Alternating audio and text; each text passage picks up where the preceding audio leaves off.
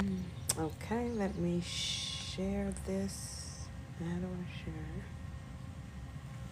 Let me see, share with, there you go.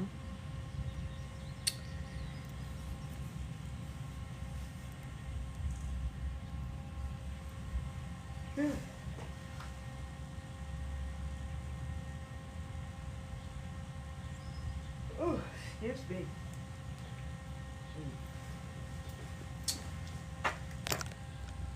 Hey guys, I'm just getting set up. Come on in.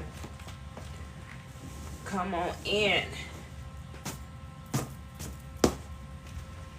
What's up, guys? What's up? What's up? What's up? You know I don't take long. I could jump straight into it. And folks that come in, listen, y'all catch up later. Hold on. Let me fix my pants.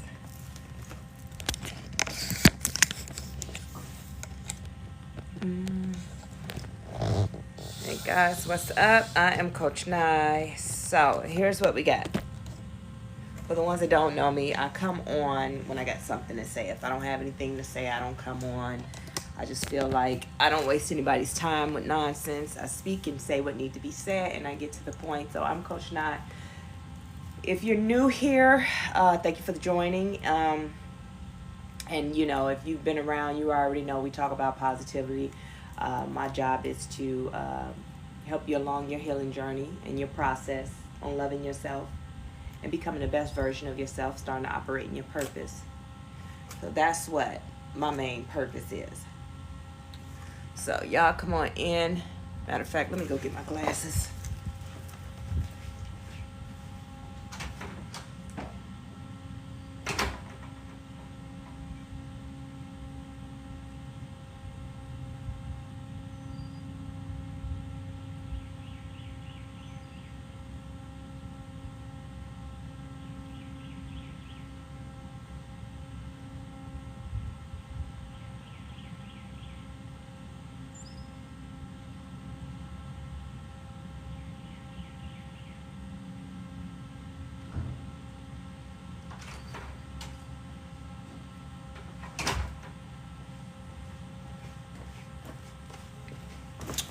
What's up? Sorry, guys. I had to go get my glasses.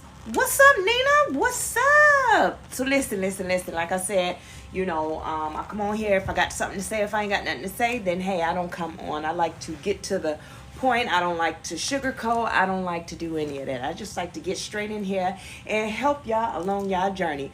Now, I hope y'all had a great weekend. Some maybe had a great weekend. Some maybe not. For me, it was a peaceful weekend. My weekend was very peaceful. I got some stuff taken care of. I was able to do some things. I was able to bounce back because for the ones that know me, I had a whole get together for my son's graduation. And I'm still cleaning up the mess from that. Yeah, I had a peaceful weekend because I choose to have a peaceful weekend. So let's get on to it, right? So choices, what are our choices in life? What do we choose to do? That's what an outcome of our reality will be. So one thing I had to learn is I had to unattach myself from the things that I once knew. Everything that was taught to me, the things that were taught. I'm sorry if I got this camera too close to my face because I need to be able to see. But things that was taught to me, what was taught to me was, you know, I had to live a certain way. I had to go chase this dollar. I had to go do this and I had to go do that and I had to be this type of person and blah, blah, blah, blah, blah, blah, blah, right? Well, I learned that no, that's why I wasn't getting ahead. Well, see, people always seen me succeed. The part that I was succeeding in is the things that I wasn't stressing over. The things that I really wanted was not coming into. And the reason why it wasn't coming into is that's because I wanted to dictate and control the way it was going to come on. Hold on, give me 1 second. Let me clean this camera because I be on some all the time. And so... So since I wanted to control how I wanted things to come in, see, when we control how we want things to come in, let me tell you, you will always be in the lack mindset. You will always have less than. You will never reach your goals and get to where you need to be when you're too busy chasing it. I learned too the things that I want. See, the successful things that was happening in my life, it was coming on to me because it's something that my heart desired, but I didn't chase it. I said, this is what I want, and then God gave it to me. And I would always tell people, I just asked God for it, and he gave it to me. Well, the reason is because I asked him for it, and I didn't control how he had to bring it into me. But the things that I would sit back and I'm waiting, like, okay, I don't see it. I don't see this, and where's this, and why is this? Well, maybe it ain't meant for me. Well, it was meant for me. It's just the fact that I keep chasing it. If you keep chasing a dollar, a thing is never going to happen. The success of your business is never going to happen because you're too busy chasing the dollar. When you're chasing how it's supposed to come, when you're chasing a title, you're never going to get the successful piece of that title, that CEO, that business, or whatever it is, because you're chasing it.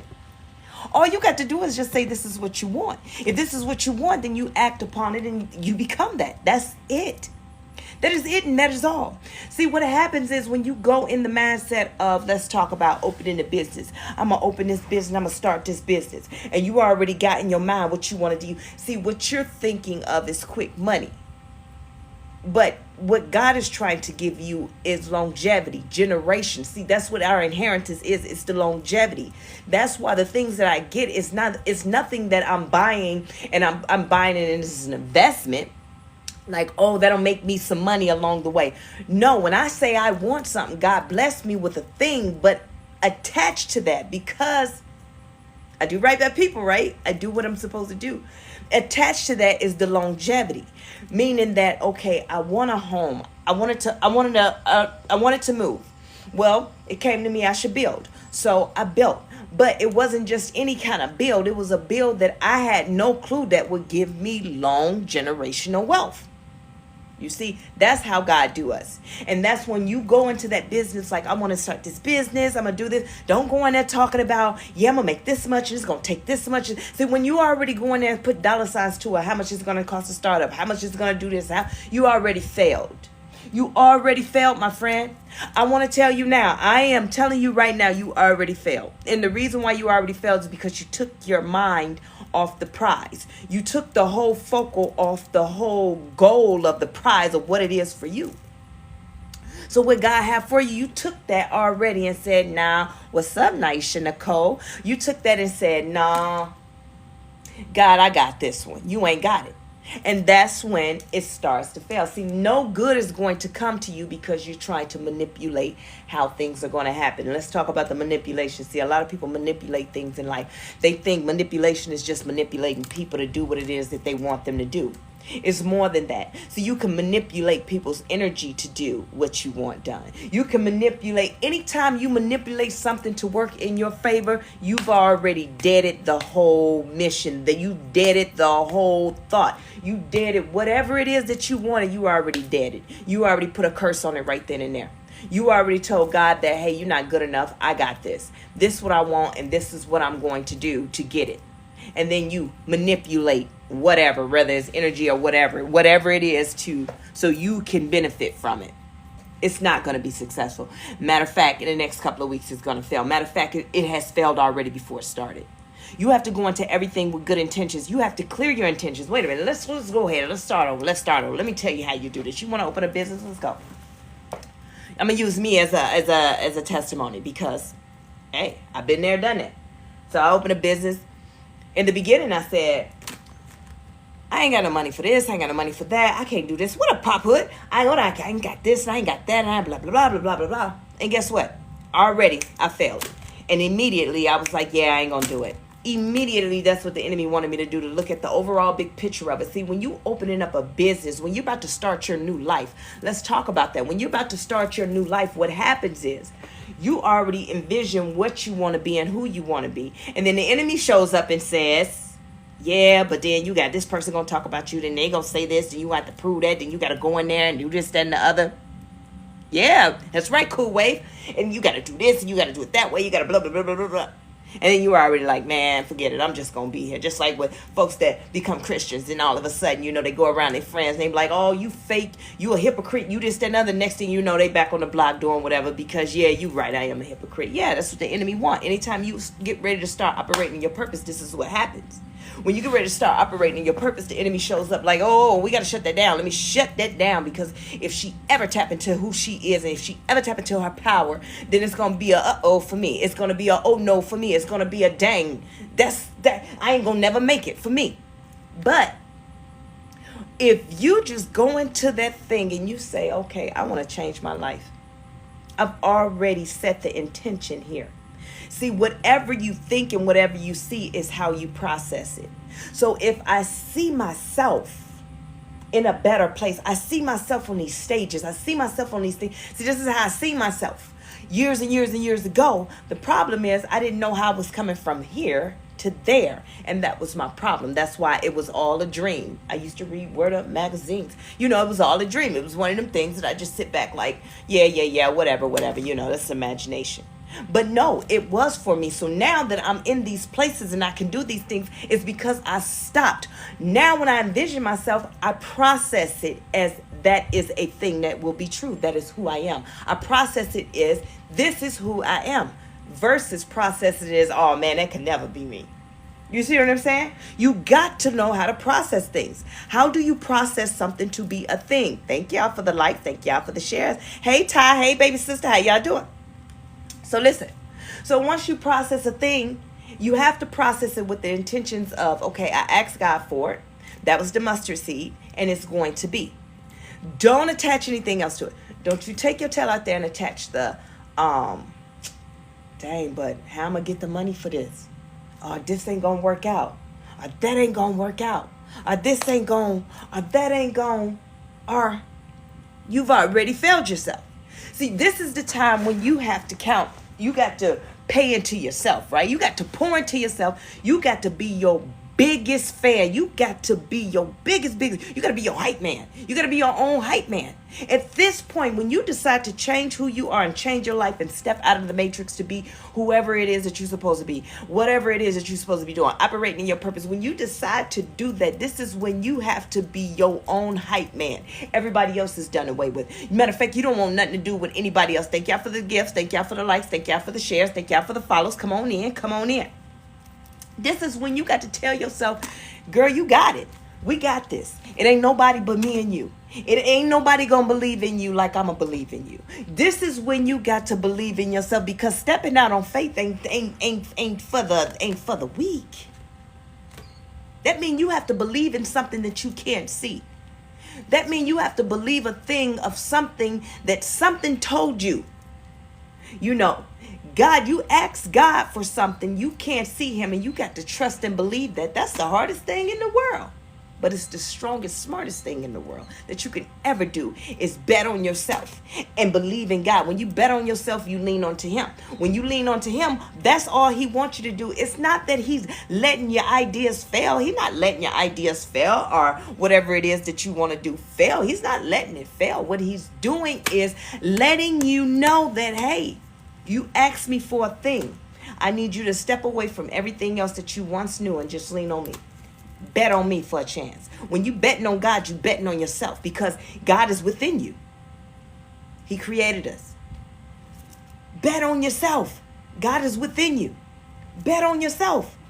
You can't sit around and think like, okay, well, I ain't making this much money. Well, I'm gonna get. Don't worry about the money. The money gonna come. Don't worry about the success. The success is gonna come. Just focus on you, because you're operating in your purpose. When you start opening up your own business and you're opening up your own business, right? You're operating in your purpose. When you start operating in your purpose, you step into leadership positions. No one has been called into their purpose and they have not been a leader. I don't care if you're the leader of the paper towels. You know how to create paper towels and make paper towel balloons. I don't know. But guess what? You're the leader of that. You're the creator of that. You're the one that brought the creation to a thing that everyone is going to follow. When you operate in your purpose, you are the leader in that. So it doesn't matter if it's so many life coaches out there. It doesn't matter if it's so many drivers out there, so many hairstylists out there, so many different things out there. It doesn't matter about all those things. What matters is the fact that you are chosen to do a thing. You're going to show the ones that's been doing it all this time how to do it another way. That's what that is. Listen, it's rained out here, so now I got all the flies and everything, but I like being on the porch when I talk to y'all. Thank y'all for the likes. Thank y'all for the shares. Thank y'all for the follows. So you don't count yourself out. Don't look for anybody else to have your back. Listen, if God, in my book, if y'all have not got my book is called Trinity Walk to Self-Love. And in that book, I talk about having a night buddy. What is a night buddy? A night buddy is me.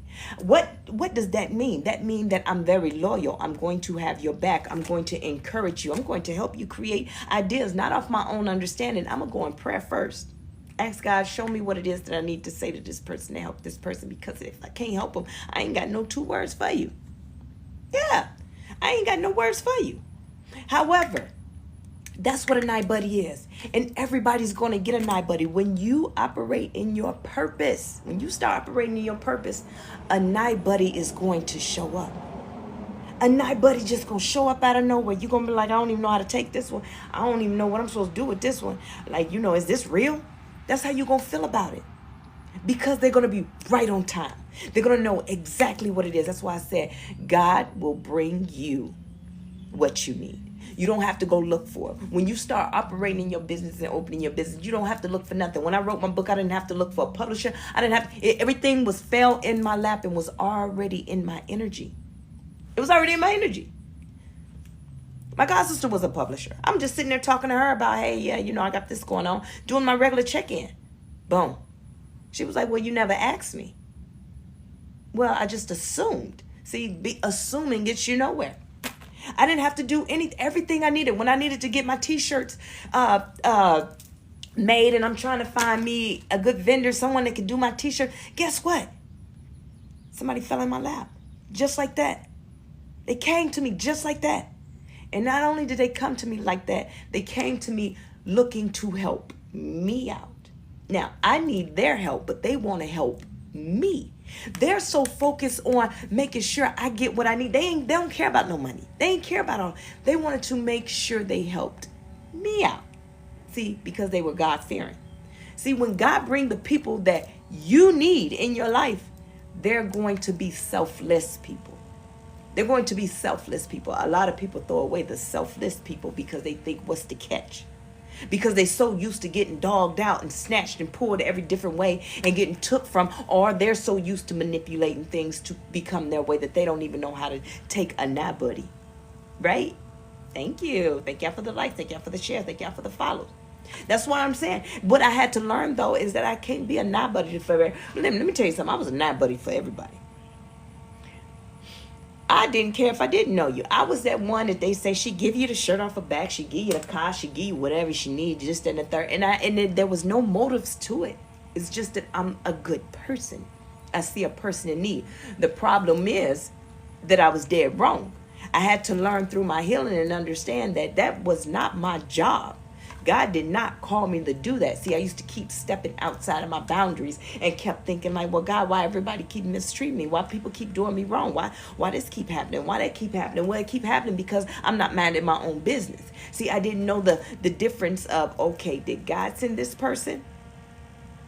Or I didn't know how to use the spirit of discernment. I didn't know it was discernment was a thing. I didn't know any of these things. I was just operating off of what would Jesus do. Well, why would I know what Jesus did? I ain't never heard nowhere in the Bible that who I was telling this to. I ain't never heard nobody in the Bible talking about some Jesus took his sandals off to put it on somebody else's feet while they was following behind him. I ain't never heard that. See, we just do what we think we should do or what sounds good. And we think that that's going to, please God, be pleasing to God. Yes, being a good person, yes, is pleasing to God. But he's going to tell you when you need to operate and move. See, that's what keep your feelings from getting hurt so much. See, my feelings stopped getting hurt so much when I started realizing. And then some people was like, oh, she just mean. I'm not mean. How dare you? I'm just not a fool anymore. I'm not a fool anymore. See, I didn't know I was a fool. Do you understand? So you have to know when and how and where and, your time. When is your hour for you to perform and do what you need to do? When is your time? Every time ain't your time. Yeah, every time ain't your time.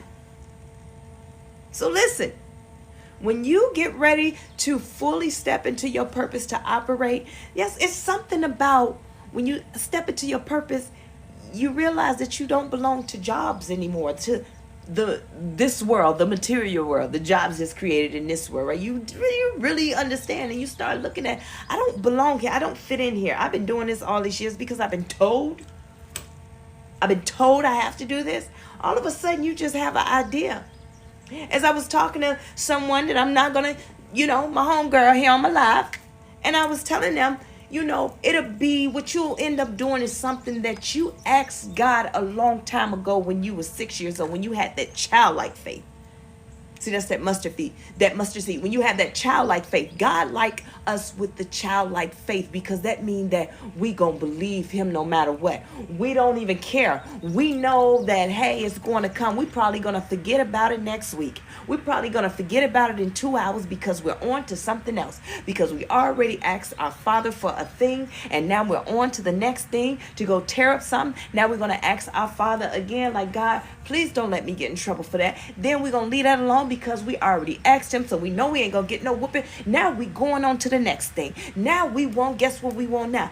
God, I want a big house with a white gate, a dog. I want my kids to look like this. I want this many kids, and I want that. And I want to be a journalist. I want to be an author. I want to write books. See, when I was 7, these are all the things that I said. It's just that because I went on to the next, I asked God for it. And yes, it's going to happen. I didn't worry about when it's going to happen, how it's going to happen. Because I'm a child. I'm not an adult thinking like in my adult mindset of, oh, you got to have a job for this. Oh, you got to have a job for that. I already asked God this. So all these years I put myself in the predicaments to be frustrated. I already asked God for a thing. I already believed it to be so. But now I'm an adult now, and now I'm looking at it like, well, no, maybe I should be doing this. I should be doing that. No, let me get this job over here. Now I'm successful in my jobs now. I was very successful in the workforce. Yeah, I did my thing. However, it's just something about when I stepped into my purpose. Through my healing and my awakening, when I stepped into my purpose. All them numbers I'm chasing, for some reason, I keep chasing numbers. I ain't chasing numbers. Let me take that back. When I stepped in my purpose, I stopped chasing anything. When I noticed that all these numbers all of a sudden start flickering, coins, the birds, all the things that I thought I knew in this material world start fading away. I felt like I was in between worlds. I felt like, wait a minute. I felt like I was going crazy. I felt like it was Alice in Wonderland because I'd be sitting outside, the butterflies I see clearly now. See, it wasn't about the whole awakening. People think that, oh, you get these powers, the animals can sense and then your energy and you pull them in. No. You just start seeing beyond the whole matrix. You start seeing beyond everything. You start seeing things for what it is. Like, I didn't come outside anymore and just say, oh man, here go another day, and I'm just looking at the sky. See, I was able to open up my door just like I'm sitting here any other time. If I was just sitting here before my awakening, before me operating in my purpose, before all of this, I would come out here and I would notice that there are trees, but I don't see the beauty in them because I'm too busy focusing on everything else that's going on in my life. Now I see everything for what it is. I see the trees. They're green. They're pretty. I notice how the cloud, how the overhang is, how when it's about to rain. I notice the beauty in everything now. I understand things because I separated myself. I'm not in the two worlds anymore, trying to figure it out. See, I was in the one world, and then all of a sudden I went through awakening. Now I'm lost. I don't know. I call it the void. I tell you guys, it's like the void. You're just sitting there trying to figure out, is you going crazy? Are you trying to figure out what is happening? Why don't nothing feel the same? Why don't it taste the same? Why don't I like the same people? Why do I look at people? Why don't I want to be around people? Why I'm just here? What is this? Why I keep crying? What is these feelings? All of a sudden I have feelings. And I noticed that it was more than 2 emotions in my life, which was angry and happy. Now I'm like, oh my goodness, I could tap in and be okay with crying. Not worrying about it, somebody looking at me crazy. Not feeling a type of way. Not afraid to speak. Because I said that. I could do that. I could do whatever I want. I don't care about what a person got to say about me because they're going to say it about me regardless. If I'm quiet, they're going to say it about me. The problem is now, you're going to say it about me, but you'll never say it to my face. You will never come to my face. You're not bold enough now. Now you see that I have stood up in my power. You're not going to try me. I don't have to demand respect. You're going to give it anyway. I don't have to get mad and tell people what I'm going to do. I ain't got to do none of that. I don't have to do anything. I just stand and be who I am. Stand in my power. I'm happy. If you mad, then you mad. Then be mad. But if you want to be in my space, you have to match my vibe. Now, I give some people a pass. And the reason why I give them a pass is because it's not that they slow. It's just that they don't even understand what's happening to them. See, these are the ones that tell you need to go heal and they ain't healed. These are the ones that's going through the same cycles in life and never got off the roller coaster. The roller coaster is still going, the ups and downs. These are the ones that I sit around. Actually, I'm pretty much entertained. Thank you for the follow. Thank y'all for the likes. Thank y'all for the shares. You know, these are the ones that I allow to be themselves, but I never judge them for being themselves. I'm just going to continue to be me, because I guarantee you this. If I come into your life, you're going to excel. And I guarantee you this. If you've been knowing me for years, then you know every time you see me, I have elevated to something else. It's nonstop for me. Because as we were kids, they tell us the sky is the limit. What's up, Michelle? The sky is the limit. I still believe that. Nobody can stop you from being great but you, because you are greatness. You are the author of your whole story, your whole book, you are the author. You're in control of it. Nobody can narrate your story but you. How dare you give somebody authority to narrate your story? That's like me allowing somebody to... Now, one thing you can't do is stop people from talking about you. They're going to do that anyway. Listen, I have friends. The funniest thing is I had friends. I've dated people that talked to so-called friends and talked about me with these so-called friends. And it wasn't because they had something negative or bad to say. It's just that my greatness was so good and it irritated them, that they had to knock me down to make themselves feel good about being in my presence. Of course, you guys, people are going to talk about you. You're flex. Let me explain something else to you too. What person, when you become successful, is going to sit back and say, of course they're going to insert you into their life story. Now you're successful. Of course they're going to let everybody know that y'all dated. Of course they're going to let everybody know that they knew you. And of course they're going to make it so personal that they're going to say something negative to make it seem like you're not who you say you are. Of course they're going to do those things. That's their job. Remember how I tell you, let the enemy do their job. When you start to heal, you don't care about stuff like that. I don't care about what a person has to say about me, a lie that they have to tell about me, or whatever it is to make themselves feel good. I just ain't got nothing for you. Some people I keep around because God ain't told me I'm done with them yet. But I deal with them accordingly. So listen, I don't know. Make sure I miss nobody. Thank y'all for the gift. Thank y'all for the likes. Thank y'all for the shares. Claim it. Thank you, Lord. Good afternoon, boo. But yeah, so I just sit back. I don't try and be better than anybody. I mind my own business. And let me explain to you, when you mind your own business, it is so important throughout your whole process. When you decide to step up and be the better version of yourself, it is so important for you to learn how to mind your business. Now, minding your business it doesn't look like, oh, somebody's being hurt, the house is on fire, and you steady walking like it ain't mine. No, minding your business is you don't worry about what somebody else got going on. You don't worry about what people are going to say about you.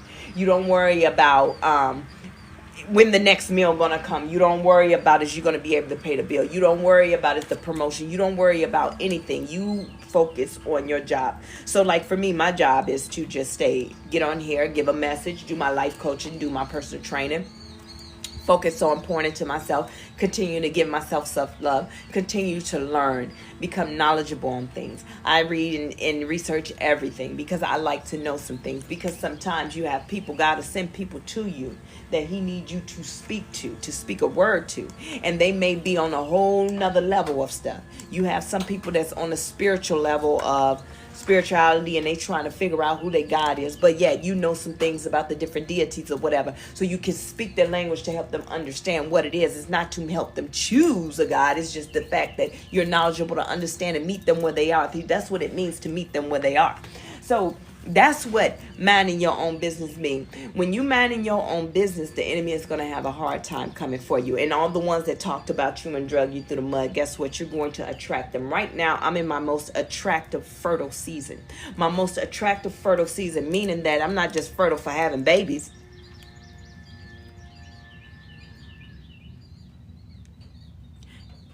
Yep.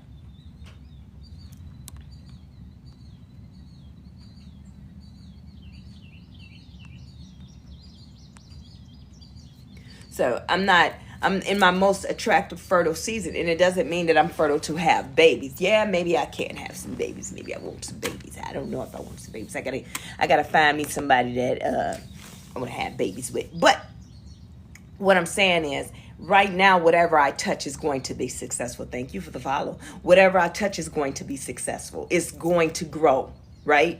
Whatever I think, I will birth a new thing. I birth success. Period.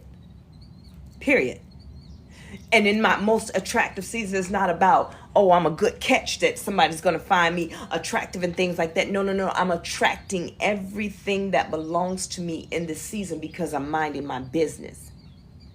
It's attracted to me. See, that's why it says you don't have to chase, because it's going to come to you. I don't have to manipulate something to make it come to me. It's going to come to me because I'm attracted to it. My aura, everything about my aura says, give it to me, baby. Give it to me, baby. Oh. But I'm just saying, whatever it is that I put my mind to, I'm going to get. It's going to be successful. I have no doubt in that.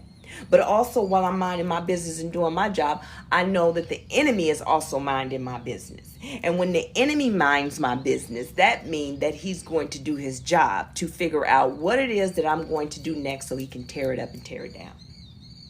This is the season that God has already showed me, I'm going to, you know what, I'm not even going to talk about it. So you guys will see, because of the fact I let you guys along on my purpose, along my journey with me.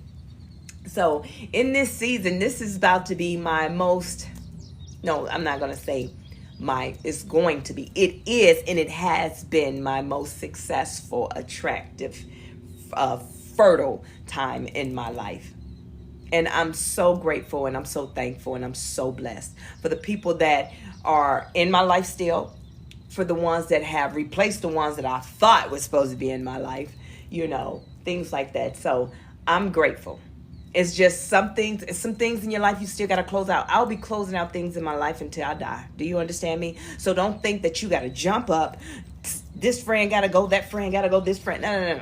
It comes when it's supposed to come. You'll detach from the people that you need to detach from. Sometimes when you love people so much, that love is what keeps it there, but it's not meant to be there, right? And in your timing, you will let go. But you have to understand when that time has come. When you prolong that time, then God will step in, and then he'll let it go. And it ain't going to be pretty. Ain't going to be pretty at all. What up, Chop? So I need you guys to understand that in this season, whatever season you in, whatever season that you're in right now, embrace that season. Love on that season. Look in that season and say, what is it that I'm supposed to learn right now? Because some seasons are just terrible, hard seasons. Hey, baby girl. Some seasons are just horrible seasons. Hey. So in those seasons that is so tough, and that, thank you for the gift. Thank y'all for the likes. Thank y'all for the share. The shares, Chop, thanks for the gift. But in this season, God, what is it that you need me to, what do you need me to know right now in this moment? Because I'm not feeling good in this season. This season is hard for me. This season, I done lost my job. This season, I ain't getting no income. This season, I feel like a failure. This season right now, love has struck and hurt me. This season, Lord God, is tough for me. What is it that I'm supposed to learn in this season so I can graduate from this and move on and become the better version of me? So therefore, I won't run into this wall anymore. Remember, I told you you'll run into a wall. See, when things happen, when you have a helmet on your head and you run into that brick wall, you'll run into it again because you didn't feel the impact. But if you take that helmet off, thank you so much. If you take that helmet off and you run into that building, you will never run into that brick wall again because it hurt. You felt the impact. You felt it and it hurt so bad. So what you're going to do is you're going to heal from that because you're probably going to go to the hospital. But you're going to heal from it. But you're never going to run into that wall again. Same way with the problems and things that you're going through in this season. You're going to take that whole armor off. You're going to feel what it is that you need to feel. We're not covering it up anymore. We're not pushing it on the rug anymore. We're not saying, oh, well, it's all good. We're not doing that anymore. We're facing it. We're going to walk right into it and say, okay, God, this hurt. This hurt me. This made me feel a type of way. This broke me down. God, it didn't make me feel good. My heart is torn up. Lord God, I don't know what I'm going to do. That job, I poured everything into that job. Lord, what am I going to do? You know what? You're going to feel it. That's what God wants you to do. So when you keep going through it, you're like, why I keep going through the same thing, meeting the same people? Because you ain't never felt the pain. Because if you felt the pain, you wouldn't be with the same energy again. You wouldn't keep getting the same type of job. You wouldn't keep getting the same person. You wouldn't keep complaining about not having a job or your business failing. See? You kept running into everything with a helmet protecting yourself. You kept running into things with your protective gear on. Why? You're not learning anything. I had to take everything off. When my father passed away, I went to one of my friends. I don't know why I always went to this one friend. I always went to him. When everything in my life would go wrong, I would run to him. I would run to him and I would run to him. But he was just such an asshole, right? And he would just be like, yeah, all right, well, sorry for your loss. Yeah. I don't know why I always ran to him, but I always ran to him. What was God telling me? Until you take that protective gear off, I'm going to let you keep running into this. Who does this? Yet, but every time he's going through something, you right there. Right there. I got your back. I'm rooting you on. Got your support. I'm going to support you. I'm going to support you. No. It went into that joker told me to heal. And I said, okay. What do you mean? I don't know what healing means. I teach people how to become better versions of themselves. But I never really had to heal. Because I thought I was healed. Because I didn't let things bother me. Because I had protective gear on. Until I took the protective gear off and I allowed myself to feel. And then everything hit me. Every time I went through something in life, I had to go through it by myself. I couldn't go to anybody. Everybody I went to was always, oh, well, what they would label me like, oh, well, you got everything. You're rich, girl. You got this. You got that. So why you complaining? You got money. And I'm hurting. I never had anybody that I can go to that helped pick me up. I was always there for everybody else. If it came down to from a bill to just sitting up all night to giving my from a vehicle to giving a room for someone to sleep, food and it does not matter. I've always been there. But I never had not one of them be there for me. And then when they were there, they was only there to get the scoop so they can gossip about me. So when I had to pick myself up off that floor after the go heal, I realized that I don't like this feeling. I don't like it. And then I realized it was the woe me effect that I was doing. Woe me. Why everybody doing me like this? Why is everybody doing this? Da, da, da, da, da, da. Well, no. It ain't about a woe me. That's the problem. It ain't a woe me. I had to get out of that. I had to learn how to accept people for who they are. And I had to realize that you allow these people to mistreat you. I allowed these people to mistreat me because of the fact why. Their problems were never supposed to be my problems. I thought I'm just a good person. I do right by people. I'm just a good person. because I am. I really am. I will. However, now I had to learn boundaries. See, had I not went through that, I wouldn't have understood what the boundaries really meant. I wouldn't have understood what was really happening. I wouldn't have understood that I was way out of my boundaries. See, I never held anyone accountable, but everybody held me accountable. Even when it was their fault, they held me accountable.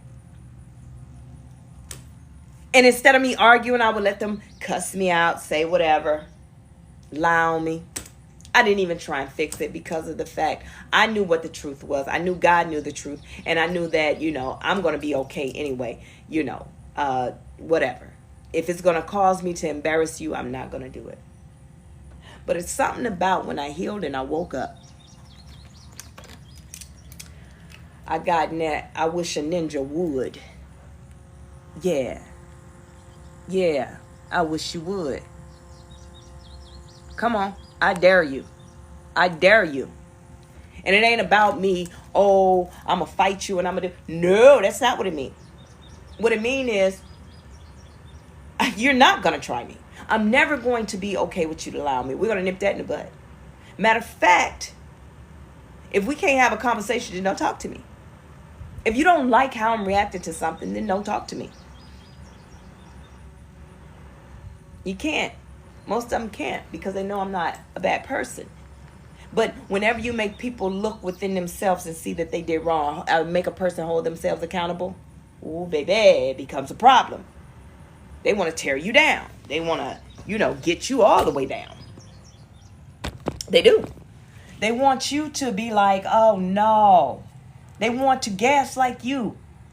Gaslight you so they don't feel bad. No. Not no more. I don't let anything bother me. Listen, when I tell you that right now, people think when they're awakening that it's an ending to it, right? Yeah, they say you're disrespectful. Oh, you disrespectful. No, I'm not. I ain't beat you up. So I'm disrespectful. I'm telling you the truth. I ain't going. Because of the fact I'm a good person. Listen, I don't care. In a relationship, I'm not going to cheat on you. And you know why I'm not going to cheat on you? Because I'm loyal. I'm not going to get in a serious relationship unless I know that that's what I want to be in. So if you cheat on me, Houston, we got a problem. I don't want you. And some people feel like, oh, well, no, how you going to be like that? And, just like that, you just loved me yesterday. Yeah. Me not wanting you again doesn't mean I don't love you. You just can't be in my space. And I know we live in a world we live in times that people are like, well, cheating ain't that bad. And, you can forgive and you can, that's fine. You can do that. These are my boundaries. That's it. And it's not like these boundaries show up, in the middle of the relationship. They show up in the beginning. I'm not tolerating it, and those are my boundaries. And you don't like them, you don't like them. And you like them, and you don't like them. I don't care. You see what I'm saying? That's what you have to do. Put up boundaries with people. Everybody ain't your friend. I treated everybody how I wanted to be treated. I loved everybody because I wanted to be loved. And guess what? They treat me like old sideways trash. And I used to be okay with that. Because I just loved people anyway. But not anymore. You don't want to be my friend? You don't want to be my friend. That's it. I'm not forcing anyone else into my life because let me tell you what happens when you force people into your life. See, when you heal, wait a minute. Before I even get into that, let's finish up on the awakening piece. Like a lot of people think that when you go through awakening and the healing process, it just stops. Like you get to a point that you just healed and it's over with. No, it's not. It's to death. It's just that how do you deal with it? How do you get yourself back to normal when you used to feel normal? Well, now I'm at that place that I'm normal now, meaning that I don't let it upset me. Thank you so much. Thank you for the gift. Thank you for the likes. Thank you for the shares. I don't get upset anymore because I allow things to be what it is. Like, okay, fine. It's happening. Listen, I'm going through something right now and people wouldn't even know. And you know why they wouldn't know? Because I can't control it. Well, I can't do nothing. What's meant to be is going to be. And that's that. That's the final answer. It's nothing I can do. So I live my life. It looked like, oh, she's just so happy and she peaceful. No, I got my problems. It's just that, what can I do? Why am I about to stress myself out? But thank you, thank you, thank you. I'm trying. Actually, this is something new that I'm trying. This is way out of my league. I'm the type that I don't like nothing that bring attraction to anything. You know what I mean? So I just had the little small dot diamond. And I said, you know what? I'm putting a hoop in there. Boom. She did that. So yeah. So in these seasons and what we got going on in our life, like, you have to know how to just release control. I just don't control anything no more. It is what it is. I cannot control anything. I can't control anything. It's all going to happen the way it's going to happen. People are going to come in your life and be fake or faux or whatever it is. All I know now is I have boundaries. Once you show me a sign that you fake, I'm done. Listen, right now in this season, I got one more cutoff to do in this season. This one gonna be a tough one. But I'm gonna do it with a smile. Cut. And the reason why is because of the fact this is my most abundant season. And in order for me to get to the next level, I have to let things go. I gotta let it go. And it doesn't mean I gotta let it go nasty. Like, oh, get out of here. No. It's just time. And you can let things go with conversations. Y'all don't have to be all nasty to people. You don't want to be with that girl no more, or that boy no more, or that man or that woman no more, then it's like, listen, have a conversation. We need to normalize that. But see, that's part of the healing. That's part of the healing. You learn how to communicate. And when you learn how to communicate, things flow a little bit different. So listen, we about to go inside because I don't like the sun. Because it don't like me. It's mistreating me. It is mistreating me. Hold on. And I don't like it. I don't like it. Not one bit.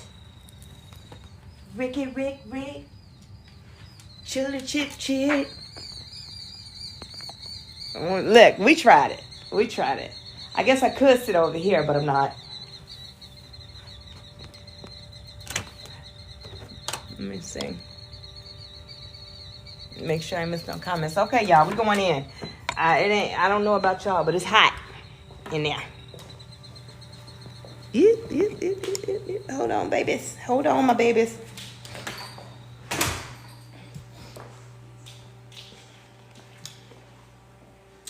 Well, we can sit here, I think. This would be good enough. Let's sit in here.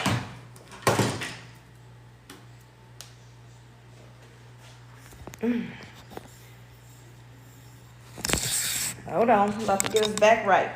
Get us back right in the conversation.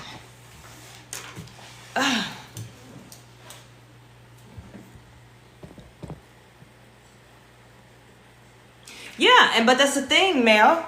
Miss B. I'm gonna give you a whole new name. But Miss B, that's the thing. It's a constant learning. It's constant. It's nonstop. This is for the rest of your life. When you learn to heal and create the boundaries, because sometimes you'll find yourself letting up on those boundaries, right? Because sometimes our love for people is much stronger than that. And then we forget in that moment, right? And then we forget in that moment, and then we'll let people cross that boundary. But see, that's when you have to be back quick, push them back out, get them back out, get them back into their safe zone. Because when you start to heal, your zero tolerance, your level of tolerance for chaos and mess and drama, see, it's dangerous for them. So get them out and put them back in their safe place. Yeah. That's what I'm saying. It's just so much that goes on into all of that. So with me, my whole thing is, we all talk a tough game, right? We talk a tough game like, oh, yeah, this person ain't going to do this to me. This person. BS. Listen, it's one person in my life that can still get me weak at my knee. Y'all, I got to cut that person off. And I'm doing it. He don't know it. But at the same time, it is what it is. I work too hard on myself to go back to who I used to be. Either you're going to get on board or don't. Period. Right? That's just it. And that's how you have to live your life.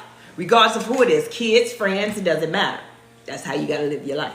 You have to stand strong. Yep. You have to stand strong. So, coming on here, what I wanted to talk with you guys about is just making sure that you guys are doing what you're supposed to be doing in your healing process. Making sure that you are staying in alignment with what it is that you want. If you want a business, then get that business, right?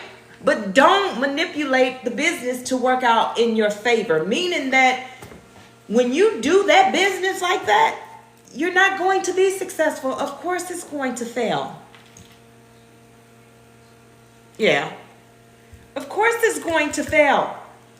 Because you're not going in with good intentions.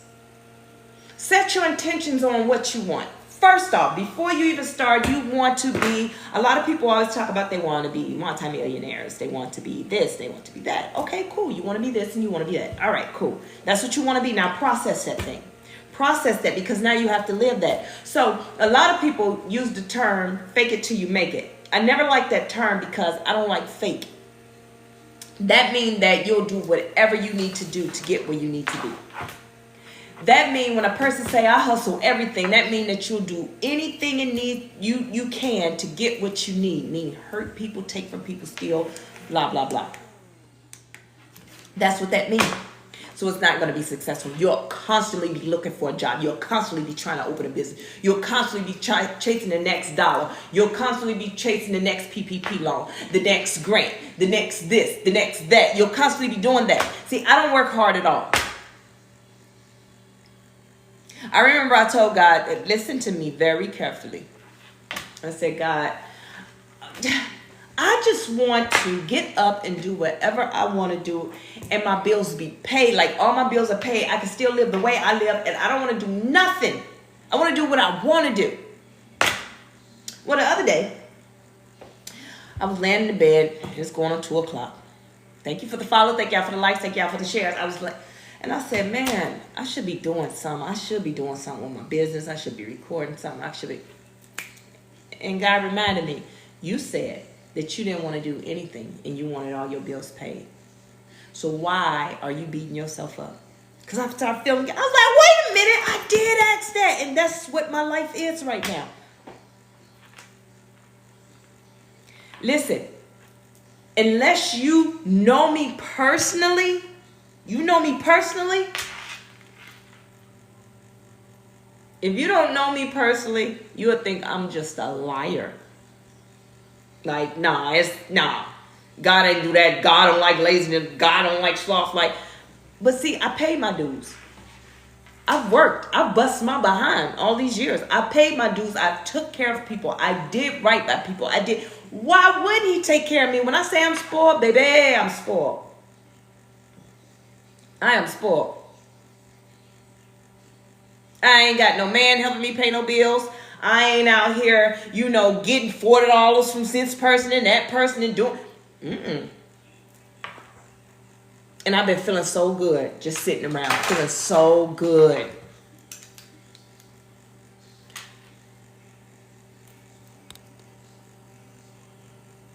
That's right.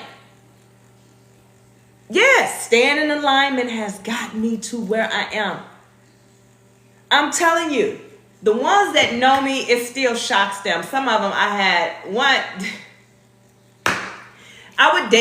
When I would date, they swore up and down I had other men. There's no way I could be living the lifestyle I'm living by myself. Just me by myself. Just nobody else. Just no. But see, I got to a point, I don't prove nothing to nobody. Because if you feel that way, then don't talk to me no more. Because for the rest of your life, you'll be insecure.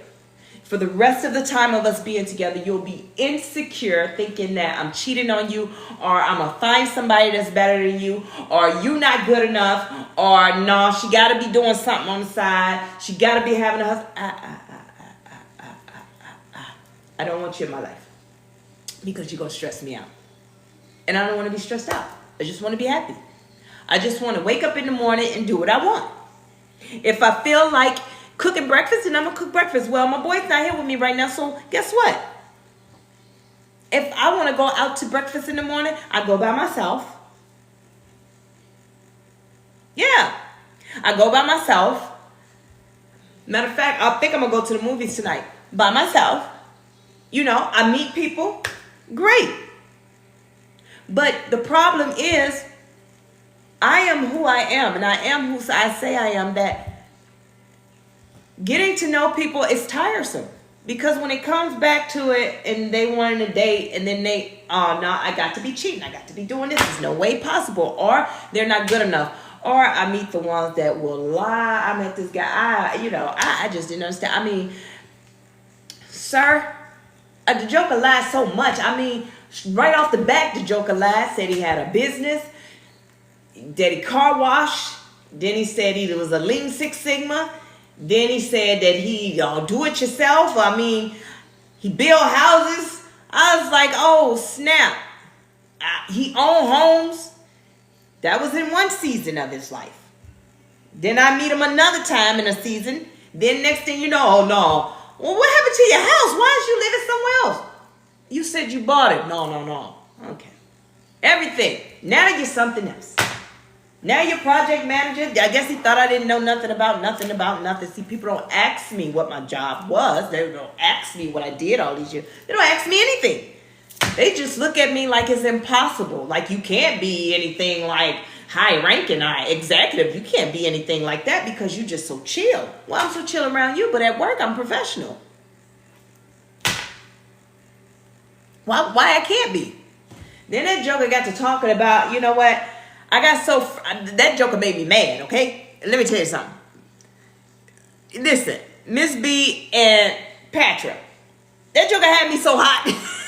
That joker had me so hot. Because that joker was like, I'm trying not to brag on myself. This is what he said. I'm trying not to brag on myself. I'll be trying to keep myself humble. Bro, get off my phone. Man, when I tell you I blocked that joker on everything. On everything. Everything. No. I'm just saying. People will lie just to fit in when all you got to do is be yourself. They assume women like us are, men that's, doing well for themselves. They assume that we're going to look at whoever's talking to us, look down on them, or be disappointed. And I'm not like that. And that's because I know who I am. Dang, I got to do my puzzle. I'm comfortable with who I am.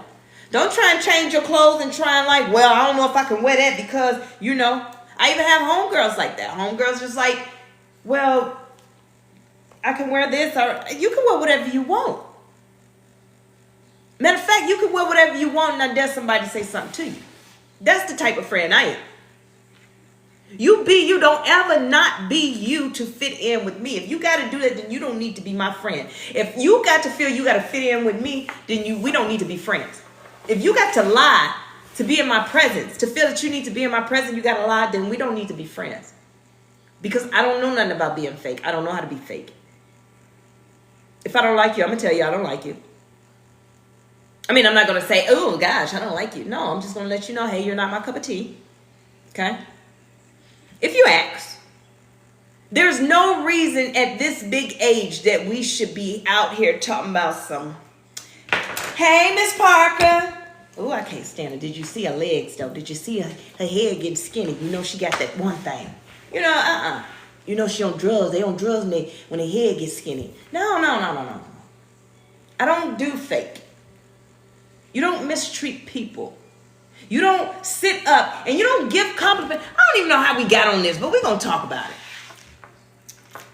Oh, you look nice. Then when they walk away, did you see her legs? Oh, I think that's real cute, but you don't hit me with no but. Just don't give me a compliment. Matter of fact, I prefer you not to give me a compliment. I prefer you just say, hey, what's up? Because I don't look for things like that. So if you got those type of people in your life, disconnect from them. I want you to really, let me tell you something of how I am. Thank you for the likes. Thank y'all for the shares. Thank y'all for the follow. How I am. I just like to be a whole vibe. I'm a vibe. I'm just who I am. I have a good time. People that can't take me, You know, when I get under their skin, of course they say, well, she crazy. You know, she, you should hear the stuff she talking about. What am I talking about? High vibrational things. I'm talking about things that you can't speak on. I'm reacting in a way that you provoked me to react in, and now I'm responding in the way that I choose to. You can't come from me and then expect me to react the way you want me to react. You can't tell me how to react when you came for me. This is why I say when you mind your business, I mind my business, because my reaction is not going to be like your reaction. So women, they love to, and men, I'm finding men like to do this too, love to argue, go back and forth. You know, what they call reading somebody. I don't know if it's something else out there. And then when they read that person, and, you know, the other person's supposed to read them back. They're supposed to be in a read battle. Y'all so busy reading each other, and really they can't even put a sentence on the board. And they can't even construct or read that sentence right. But they reading each other. They checking each other. They jiving each other. They doing all this stuff, right? And then you expect the person that you're doing this to respond the way you respond. And when they don't respond the way you respond, then you label them crazy, ghetto, hood. You can take the hood out of them, but you can't. I mean, you take them out of the hood, but you can't take it from the. I had a young lady say that about me. And that's because she put me in a situation that she thought that I was going to go in. See, I was still being worked on. See, I was going through anger management and therapy and everything. And what she thought was, this was my younger days. It was my younger days, and she was, you know, this. I grew up with all boys. I didn't grow up with girls, so we don't do this, you know.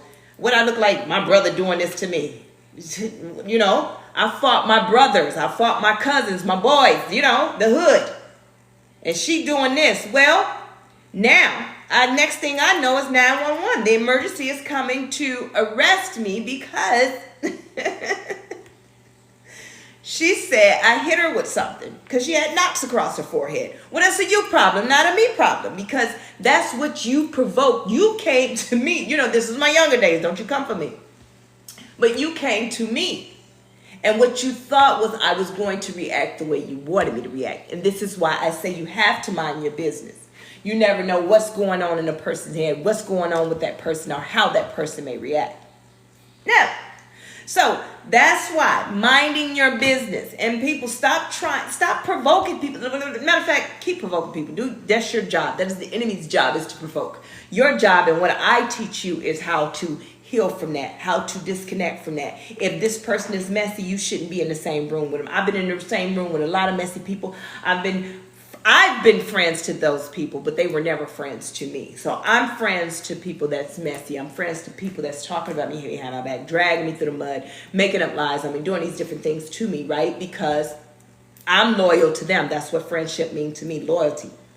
And so I shouldn't have been there. So when I would get mad and I would get upset, like, why would they do this to me instead of third? Well, I had to learn. You can't get upset about things because you brought that into your life. Everything that's going wrong in your life, you brought that into your life. Nobody forced this in your life. You brought that into your life. So, you know, when people say, well, you know, my husband, he mistreat me. He do these things to me. Guess what? You said I do to that man. You said I do to that woman. Trust and believe, most times, 9 times out of 10, the red flags were always there. But because, especially if you're in my generation, guess what happens? I was taught that if that man can pay some bills and he ain't knocking your head between the washer and the dryer, keep him. That's a good man, Savannah. That's what I was taught. So I would be looked at because I'm going to people that think ill like that, going to them. And if I was to say, well, I'm getting a divorce, for what? That's a good, and that's exactly what they did to me. That's a good man. He pay bills. He do this, but he don't make me feel like I'm loved. He don't make me feel good. So I'm supposed to stay because this. No, baby, I'm out of there. I'm out of there because of the fact these are my boundaries and this is what I want in my life. And that's that. I don't have to live up to anybody else's expectations. That's it. Why would you be with somebody if you got a question, are they going to cheat on you? If you ask them, hey, Or you tell him I don't do no cheating, this, that, and the third, and he cheat on you, and then guess what he just did? She pushed your boundaries back. She pushed your boundaries back. Like, yeah, I know what you said, but it's me. I can do what I want. Let me push it back some.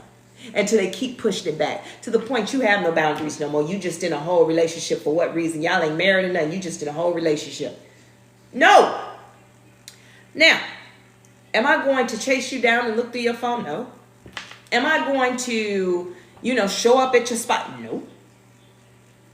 Because God gonna tell me. And that's it. And when he show me, I'm not going to do the whole, well, God, show me one more time. No, I trust my God. And guess what they going to say? You going to leave me for that? Yep. I'm going to leave you for that. Yep. I'm out of there. Yep. And the reason why I'm saying it like that is because I love me now. I know what I deserve. Because I know what I'm bringing to the table. See, when I come to the table, I am the table, and I can seat a table of 12. So, why would I allow anything less? Picasso. I've done that before. I allowed people to mistreat me a lot. I did. Because I loved them. I loved unconditionally from a broken place. I told you that. If y'all been following me, that's what I talk about. Loving people unconditionally from a broken place, meaning that I had no boundaries. I let people do whatever they wanted. And I loved them despite of, and they knew that, and that's why they kept doing it to me. Now, I always knew I was the prize, but I wasn't as confident as I am now. But now I'm that confident that I am the prize. I am the house. I am the car. I'm that whip. I know who I am. So I don't have to settle for anything. And that's where you have to be. It's not that you better than anybody. It's not that you got one time. It ain't going to be no 3 strikes you out. It ain't all about all that. It's whatever your boundaries is. If your boundaries is 5 cheating times is the limit. Or if your boundaries is, okay, you get 2 freebies to go cheat on me. You get 2 freebies. And then after that, then it's whatever your boundaries is, those are your boundaries. And that's it. You don't have to adjust yourself for anybody, because if a person want to be with you, they'll adjust who they are for you. Yeah. I don't know how we got to talk about relationships, because that's something I don't like to talk about. Thank you. What I like to talk about is healing and becoming a better version of yourself and being the best version of yourself. That's what I like to talk about. I want you guys to know that you are, as I always say, greatness. Thank you, Nina. You are what you think you are, right? If you create in your mind that you are successful, then you're successful, baby. You is successful. It's not about what it looked like. It's not about the title, right? It's not about, oh, do I got the title? Or, oh, I want so I can tell people I'm a CEO. And? Okay, you could be the CEO of Dead Broke Records. I mean, you the CEO now of your life.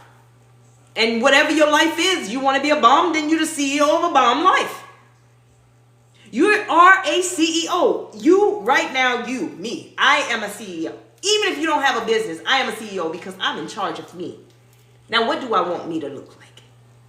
It's not about, well, I'm going to change my look so I can look a certain way. Listen, if you don't know me, you wouldn't think I had anything. Because I'm the type of person that I'm the behind the scenes. I don't have to have the fancy clothes and this, that, and the third, because whatever clothes I put on, it's going to look good because I'm wearing the clothes. I'm wearing it.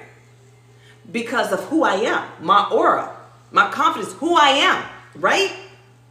Now, you wouldn't even think, because I'm just a simple chick. I don't go and get all the different hairstyles and different things like that. When I was younger, I used to wear all the half tops, nice little stuff when I go out to the club, this, that, and the third. Now I'm like chill. I'm so chill. Matter of fact, I want you to think I don't have nothing. It's been plenty of times that I've had girls look me up and down when I come into the nail shop or whatever it is that I go in, give me the dirty looks, give me this, that, and the third, blah, blah, blah, blah, blah, blah. And the whole time, me being humble, I'm thinking, girl, I will buy you. Okay? Let's not go there. However, that's not who I am. I don't have to prove who I am to anyone.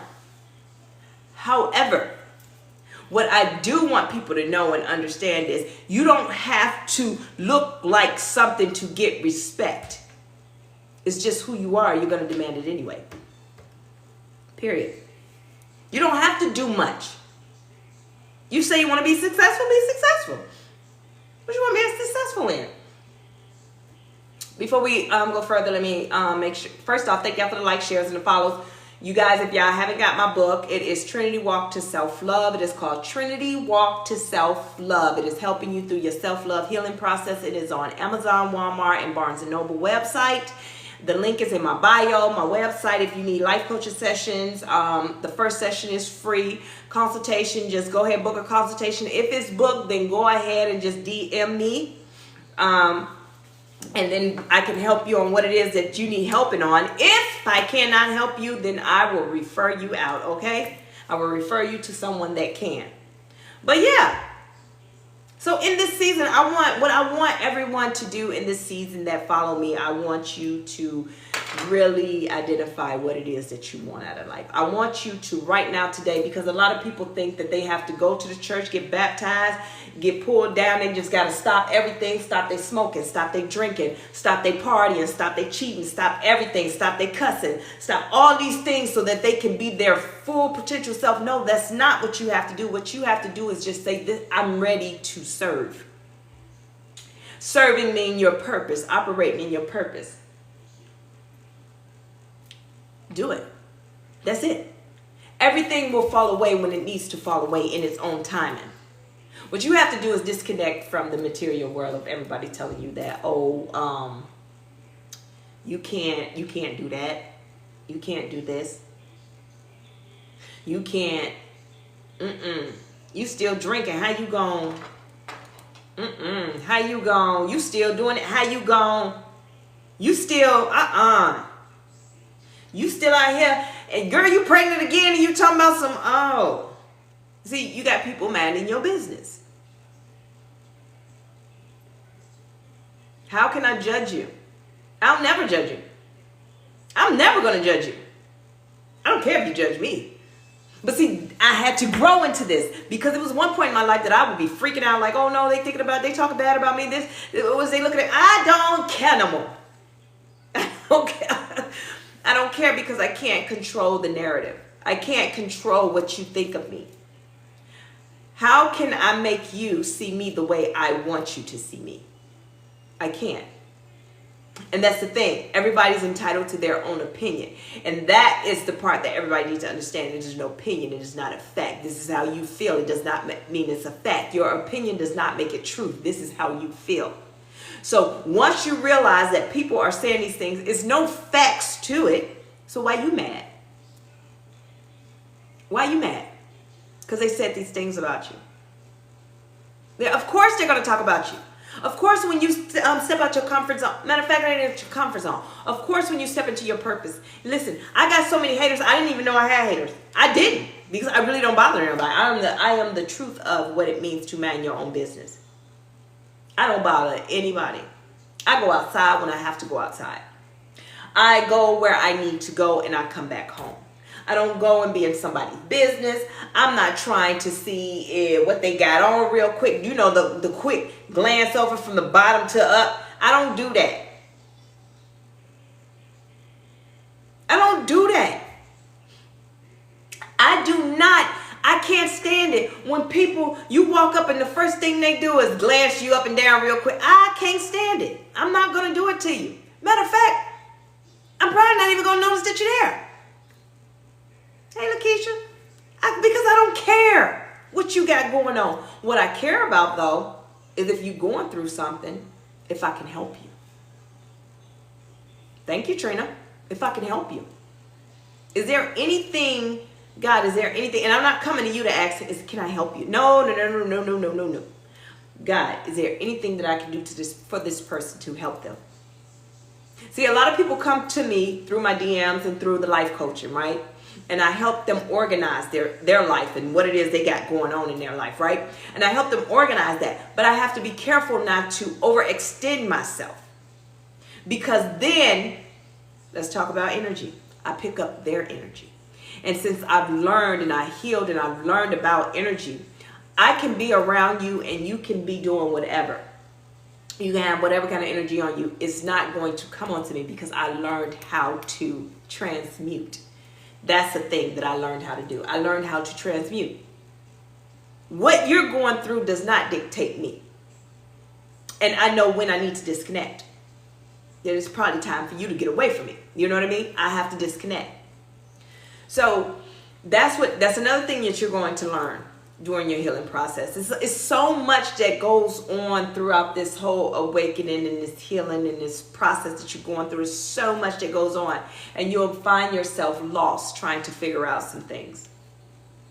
But I know in this season, it's a lot of great things happening and have happened for me and to me. This season of my singleness, like some days I think I want to be in a relationship, but overall, I like who I am and I like where I am. However, I'm not going to, if God say that bring this person into my life, I'm not going to not give them a chance. But now I give chances with boundaries.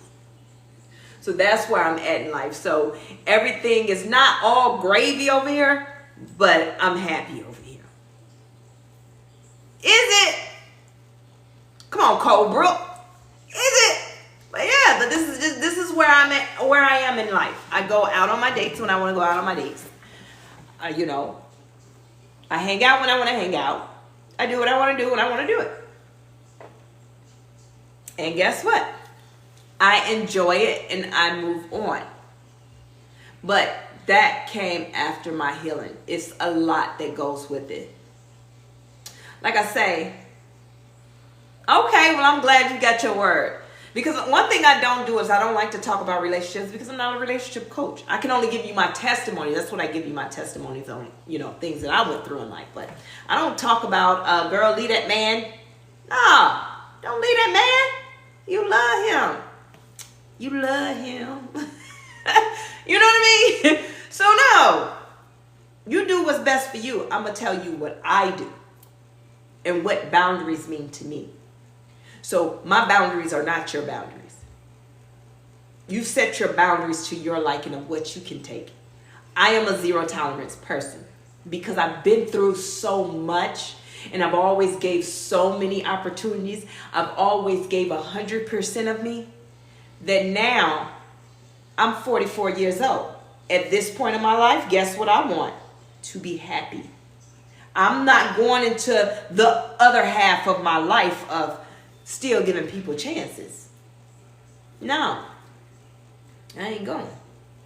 I want to enjoy the other half of my life because I missed out so much on the other end by people pleasing, by being a part of this world, by being told and believing a thing, whatever someone told me about me.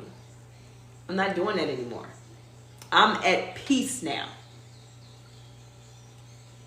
And that's that. I don't let nobody take my joy. Now, don't get it twisted. I still get sad about stuff. I still get sad. I still find myself crying. But what I've learned is that they're not my tears. Energy. Sometimes I pray for the people. Sometimes I don't. Because I know some of the folks that tap into my energy, you are getting what God has to give you. Because what you threw at me is being returned back to you. So I can't intervene with that. So no. My praying for you, I can't intervene for that. I got to let you go through what you go through. You losing everything? Well, that's a you problem, not a me problem. You know, I can only do what God allowed me to do. But it's not pleasing to me to see people hurt. It's not pleasing to me at all. I don't like it at all. But I know my boundaries now. And I have to stay in alignment. Because once you step out of alignment and you jump into that, then guess what? Then God gonna deal with you. A lot of people that did you wrong, guess what? They didn't get done wrong when you was with them. And the reason why they didn't get done when you was with them is because God has favored you. You're his daughter. You're his son. He favors you. And so therefore, if he had to punish that person, that means he had to punish you. But it's not until you actually completely disconnect. Oh, I'm sweating good. It's not actually until you disconnect. When you disconnect completely, that's when God is able to deal with that person. So you have to know when to step away or when to disconnect, because if God got to disconnect you, or he got to give you that punishment as well with him, dang. Most people call it a karmic cycle, right? You don't want to go through that. You want to learn your lesson and move on. So yeah. So be mindful.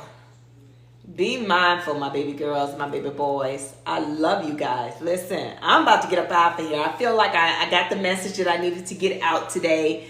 Like I say, I don't just come on here just to come on here. I don't just come on here like, hey, I want to talk and things like that. I don't do that. I come on here if I feel I got a message, or I feel it's time for me to get out here and speak and say a thing, then I do that. And I make sure that, I set examples or whatever it is I'm supposed to teach. And today I just felt like we touched on so many different things. Like, I don't even know. I feel like I was all over the place because everything was coming at me one time, and I'm getting it out to y'all. Oh, Picasso. Always, always, always. You are so welcome, Nina. But yeah, I just come on here and say what I need to say and get on. Oh, thank you. I am trying. Okay, I'm going to just leave it at Hunter. PZBs. Listen, Hunter, thank you. Thank you, thank you, thank you, thank you. How did I do it? Did I do it? Anyway, yeah. One of those things. But yes, so thank you, Miss B. Thank y'all so much for coming on. Thank y'all for joining. Listen, I plan on being on tomorrow. I don't know what it is or what I'm going to be doing if I have a word, but, I try and just make sure it's around this time, between 1 and 4. I like being by the pond, but it's really hot. It's really hot, and I didn't put on any sunblock. I didn't put no sunblock on. Yeah, dark-skinned girls got to put sunblock on, too. We like it. Yeah. Got to keep that pretty chocolate. Pretty chocolate. Got to keep your chocolate pretty. So... yeah, so you guys, hey, Michelle, I am doing good, sis. I am doing good. You're doing your thing. You guys, go ahead to Motivation Michelle's page and sign up for her blind spot. She has a podcast and she has a YouTube. Go on there, get the link and sign up for it. You can drop your link here too. I am the house, the car, self-love, and okay, so you was listening. Hey. Yes, and that's how you have to see yourself. That's how you have to see yourself. You always see the greatness in you. You always see the greatness in you, no matter what. I don't care if the dog chewed on your face last night and you woke up like, hey, I don't care if you had an allergic reaction and your nose is about this big on your face. You look in that mirror and you say, I am great. I am beautiful. I am great. I am who I say I am. So in this season of us growing and becoming a better version, this is what's been attacking me lately, is people testing are you who you say you are? That's right. That's right, Hunter. Are you who you say you are? That's been my test for this whole season. I mean, I've been getting tested left and right. Coming for me. Are you testing me to see if I will react? And guess what? Because I learned, and this is the number one key to it all, when you learn that everything is not happening to you, it's happening for you or through you. And we are only put here in this world, on this earth, to do God's job. Everything that's happening to us has nothing to do with us. Like, we have to take the woe me. We have to take us out of it, and we have to allow life to happen. Like, okay, life is happening. Yes, I went through a heartbreak. Yes, it hurt real bad, but it ain't got nothing to do with me. This was a testimony so I can give somebody else a testimony. Do you understand? My story has to be told so people can see and understand my glory. They have to know my story so that they know that they can have the glory that I have, that they know that they can have the same outcome as I have or better. Because some people's outcome is just enough. It's just enough. Because when they come out of it, when they come out of the storm, they don't pursue anything else. They're content where they are. But see, with me, no, I'm coming out the storm and I'm about to go higher. I'm about to become the tide. I'm about to become the tsunami. I'm about to be that. That's how high I'm going to be. I'm about to be that. Because now I'm coming out of the storm and I'm not going to be the same anymore. I'm not going to be, as they call them, I'm not going to be an asshole, but at the same time, I'm not going to be a pushover either. I said what I said. If you don't like it, then you don't like it. Doesn't mean that I don't like you. It doesn't mean I can't stand you. It doesn't mean that it just means that you don't like it. Okay. We can agree to disagree that we don't need to be friends. Give me a hug and let's go. Yes, that's it. Be who you are. Come out of the storm. Somebody, you have to look at your life too. When you decide to make changes to your life, when God starts calling you, you have to remember that there is somebody waiting on you. For you guys that's out there, what if I never came out my storm? What if I chose to sit and not heal? What if I chose to embark into that awakening? Because as I tell you, when you go through the dark night of the soul, what happens is you're faced with you. You're faced with you. And a lot of people, when they are faced with everything about themselves, when God showed that book of life to them, to themselves, like, hey, this is what happened. This is how you did somebody dirty. This is when this person did you dirty. They bring up those old feelings because you were supposed to feel those feelings, but you didn't feel those feelings. You swept them under the rug. See, in order for you to become great, you have to go through the pruning process. You have to go back through everything that you went through. You have to be baptized back in all that hurt and that shame and that guilt. You have to go back and you have to deal with each one, because how can he make you great if you still dwell on the woe me? Somebody did me so wrong. Thank you for the likes. Thank you for the shares. Thank you for the follows. See, I was supposed to get off. Now we're talking again. How can he put you in front of people and you still ain't faced your fears? You still ain't let go of what if, oh, I want to be famous, but what if they bring up these old texts or these old pictures of, I did some stuff when I was younger. Oh, well, we did some stuff. Guess what? If you bust down, then you bust down. You better be a grateful bust down. You better be grateful. You better be happy that you did it. You better look back at it and move ahead, because you can't take it back. You did it. We did things. Oh, well. Guess what? If you didn't do it, they was going to lie and say you did it anyway. Boom. Pop, pop, boom. So, be you. Heal. Grow. What if I chose and I decided to go to the dark night of the soul and I'm like, listen, I can't, this is too much pressure, God. I ain't doing this. Thank you, G. I ain't doing this. I'm not doing this no more. I am done. I can't handle it. It's people waiting on me. I failed the people that's waiting on me because I chose not to heal. So once I start understanding it ain't about me, I start looking at it like this. Wait, it's people that need me. It's somebody out there that need to hear me. And if I can keep them from going through what I went through or help them navigate, I'm going to get on my job. Like T.I., I'm going to get on my job. I'm out here. I'll be in these streets. I'll do what I need to do. God send me. Where do you need me to go? What do you need me to do? What do I need to do? That's why I take my healing and me stepping into my purpose it's so personal to me. I'm real serious about it. Because it ain't about just your soul. It's about period. In order for everyone to get on the same wavelength, we have to awaken. I have to teach you love. If you don't know what love is, if you're only operating out of love of how you were taught, then oh boy, we in trouble. That's why it's racism and all this crazy mess going on right now. This hatred going on right now, because the love that we were taught it wasn't to love our neighbors. It was to get it out the mud, to get it any way you can.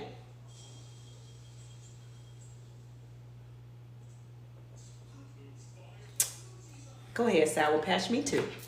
Thank you. But that's what it was. We were taught to get it out of the mud any way that you can.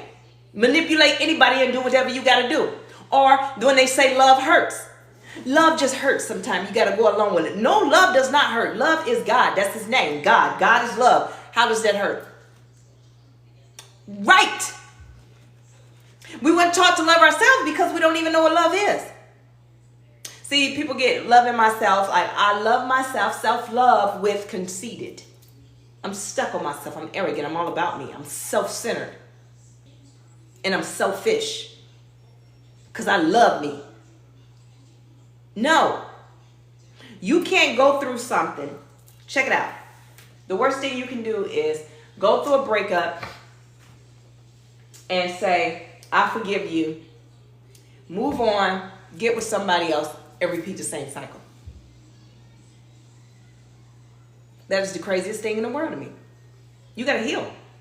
Because what attracted that person to you? Why did you attract that to you? That's what you need to fix that. You're going to get down in the weeds with that. You got to get down in the weeds in it because of the fact, in order to sit in your greatness, you have to heal your weakness. Man, put that in a book. But no, seriously. If you want to be great, you have to heal everything that is weak. Thank you for the likes. Thank y'all for the shares. Thank y'all for the follows. Let them cook. You have to heal it. It's no way that I can be great. And I'm over here crying and doing the same thing, constantly dating the same person, letting the same person mistreat me over and over and over and over and over and over. No. But before we can even do that, we got to go way within. Before you can heal anything, you got to know to love yourself. So let's look at that. If you loved yourself, you wouldn't let certain people come into your life. If you loved yourself, you wouldn't allow certain things to happen to you. If you loved yourself, right, you would have had boundaries.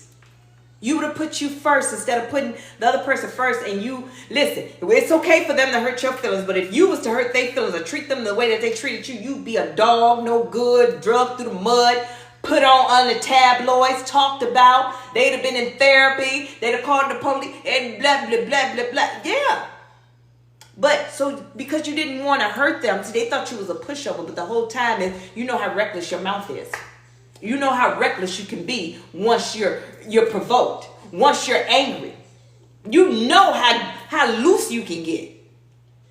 So you stay quiet and let them spaz out on you because you can take it. Well, I'm glad you're here, Candy.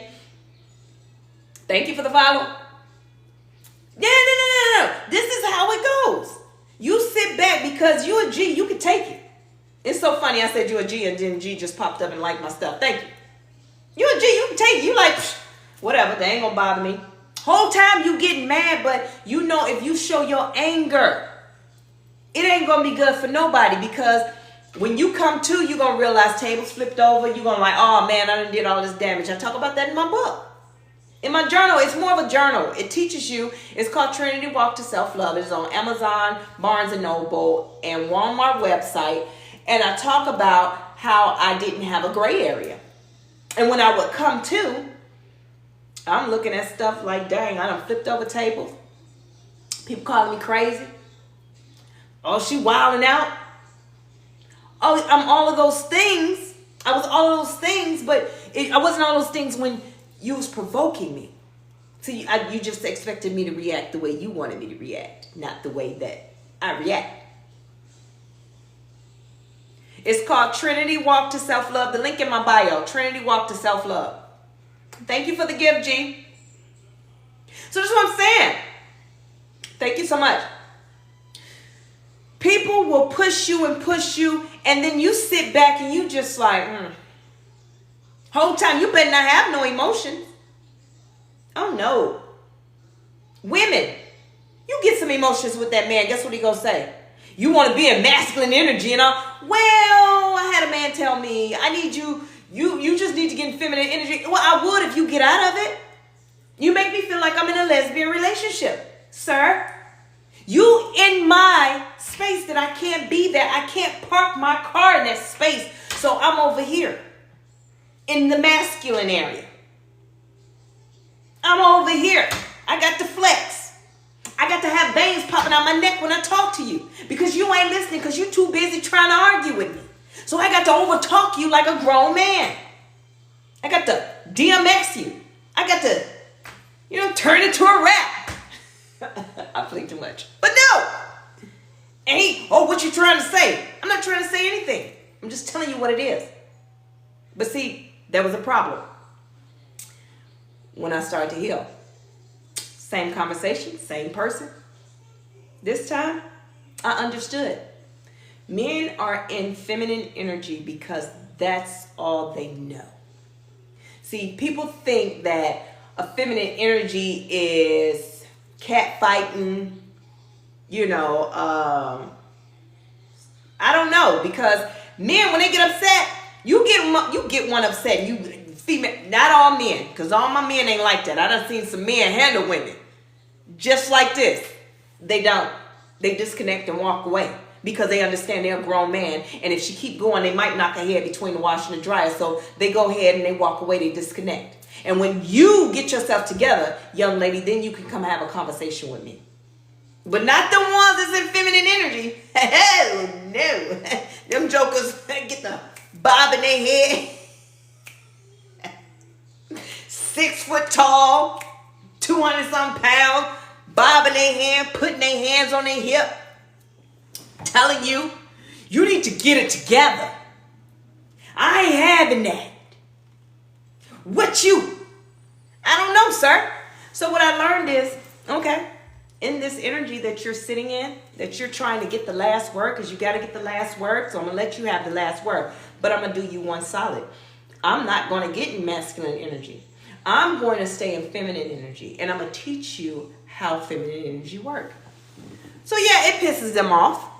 But, I mean, hey, I have to, if you're going to stand in that energy, let me educate you on this energy. The etiquette of it. So, let's start from this. In feminine energy, you don't have to scream to get your point across. Sit down. Let's have a conversation. When he get to raise his voice, hey, calm down. Because I'm not going to sit here at this table with you and have a conversation if you're yelling. See, it pisses them off. But at the same time, if you want to be in feminine energy with a healed woman, this is what we do. We have conversations. So if you don't want to be in feminine energy the right way, then I'm going to need you to step up and get in masculine energy and disconnect and walk away. Get yourself together, sir, and then we can have a conversation. And if we can't have a conversation, then that's fine. Doesn't mean I hate you. I'm not going to get on the phone with my homegirls and be like, girl, let me tell you what. That's part of the healing that I did. I don't do that. I never really did it anyway. But now I really don't do it. I don't see the plus in me getting on the phone talking about somebody or because the guy I'm with had a moment. Because what I'm doing is stirring up more issues. Because what I'm doing now is telling my homegirl that, hey, he's in feminine energy and he acting like a woman, and then she's going to say some stuff, and then it's going to cause me to think of some stuff. No. I mean, if he in feminine energy, I ain't gonna talk to him no way out. It's totality is done. But it doesn't mean that you need to knock them. Some men don't know. You have to remember, a lot of men were raised with single women. And the reaction is that of how they know how to react. I have a brother, that joker, when he get mad, he get high-pitched. Joker get to jumping around. Joker get to screaming. Then he get to moving side to side. Next thing you know, it's like he about to Super Saiyan. Super Saiyan. So I'm like, dude. Oh, wow. It becomes a thing. But that's the way he expresses himself. So when I'm going to say, you need to chill out. No, I'm not going to say that. But, I just want to tell him, you're really not going to Super Saiyan, right? But that's how people react. But what are you going to do when that reaction happens? What am I going to do when that happens to me? What am I going to do? Am I going to sit and because he's in feminine energy, I'm going to jump in masculine energy? No, I learned to continue to stay who I am. Stay in my energy. The problem is, I play too much. I get a little silly sometimes, and keeping a straight face. That's why because this is me. Now, I'm not saying that you have to do this because that may not be you. But for me, I have to disconnect and walk away because I don't ever want someone, because one thing about it, no, but listen, it is a problem. The thing is, when a man is vulnerable, right, and they're expressing themselves, is it wrong that I sit and stare at them? The worst is when I chuckle. See, that's my problem. So what I learned is, anybody that steps in a vulnerable state, in a vulnerable place in their life, and they're being vulnerable, they're being open, don't ever do that to them. If you can't keep a straight face, then disconnect and say, hey, let's table this, and we need to talk a little bit later. Sometimes some people are resistant, like, no, I don't want to talk to this. That's a them problem. See, they need to heal. That's what I'm talking about. Like, everybody has to learn how to heal in their own way and understand that just because I say I don't want to talk about it right now does not mean it's not important. It's just that I can't handle it right now. But see, we converse. And I can tell him, now that I've healed, I can have those open, honest conversations and be like, listen, I just can't have this right now. I can't process this right now. It's all about learning how to communicate effectively. And that's what part of healing is, because when you start to heal and you start operating in your purpose, then guess what? Now when you operate in your purpose, you're in a leadership position, whatever it is that you're doing. You're being looked up to. You're being sought after. You're being, admired in ways of healing or teaching, whatever it is. And so you got to know how to speak. But here's the thing. When you're healed and you're dealing with an unhinged, crash out expert,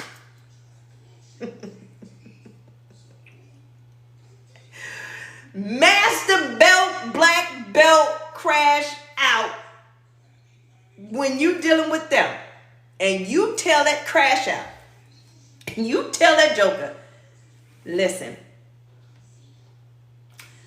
I don't want to talk to you right now because this is just too much. It's too much. I can't deal with it right now. My mental.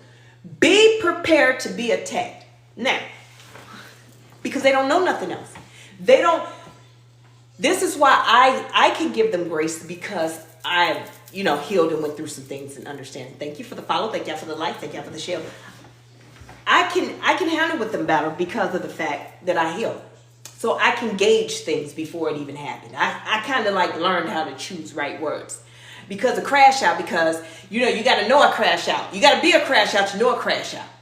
Some of us retired, and some of us are still kind of I don't know. But some of them full blown, they done graduated. They done got their doctorate and crashed out. So with them, you have to give them grace because they don't know how to be normal, how to have a normal conversation. They don't know how. They don't know how to have a normal conversation. They don't know how to sit and be logical. They don't know that is a real thing. That is not weird. They don't know that, hey, conversating is soothing. They still have a fire in them. When they say, all right, let's talk. No, I'm calm. Let's talk. It's still burning in them because they're so passionate, right? They're so passionate about how they feel. They're not crazy with some, maybe. But they're very passionate, and it is bothering them because you triggered something in them. And usually it has nothing to do with what you did.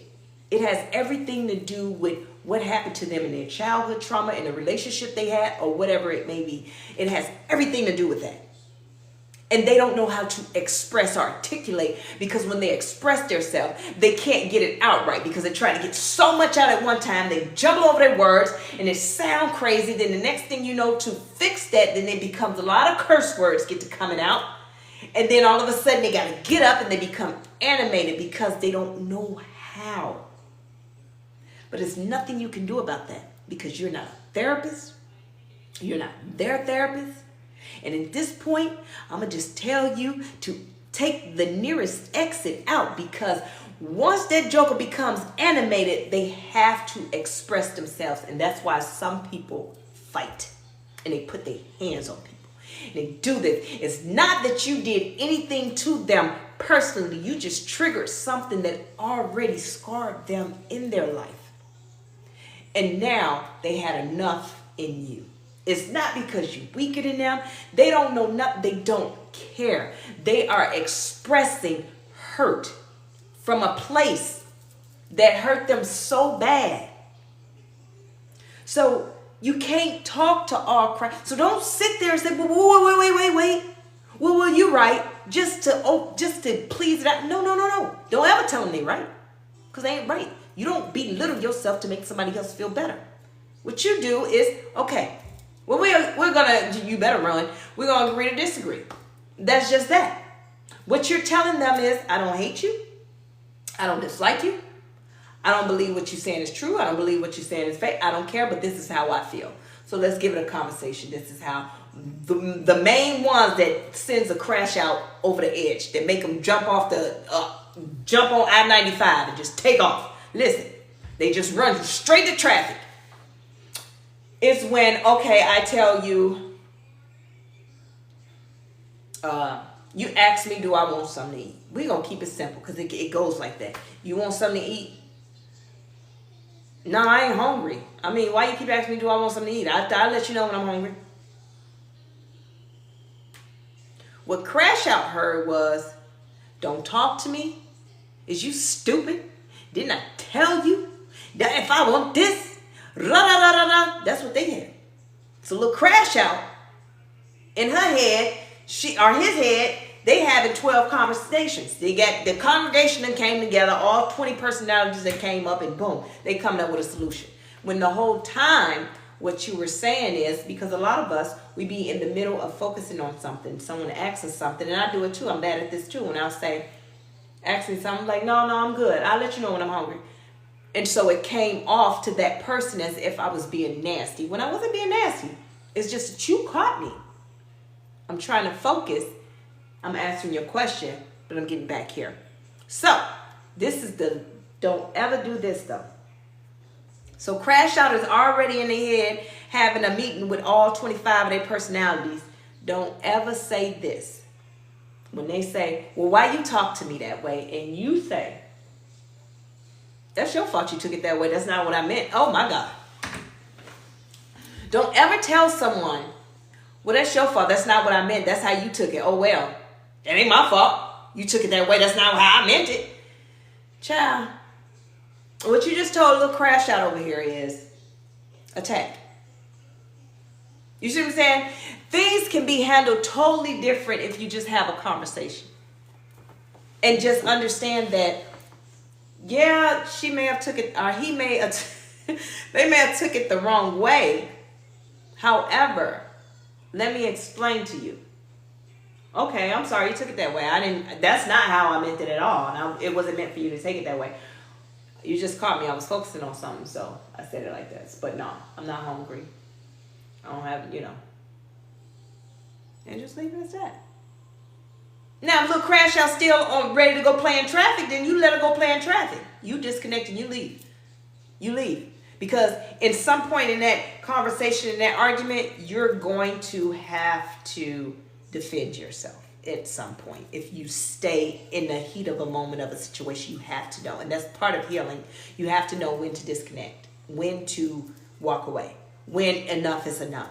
But don't ever tell someone, oh, well, you took it that way. That's your fault. No, see, you delivered it and she received it the way you delivered it. Like, I ordered something for Amazon, but FedEx dropped it off. FedEx just threw it up against my door and it broke. See, you delivered it to me in an effed up way. When I ordered it, because I asked a question, I wanted this, and I asked a question. When I wanted this item from Amazon and I ordered that item, it was in perfect good shape. Everything said that it was great, it was this, the reviews was good, blah, blah, blah. But yet, when you delivered it in the way that you wanted to deliver, and I have to, you can't tell me to receive that.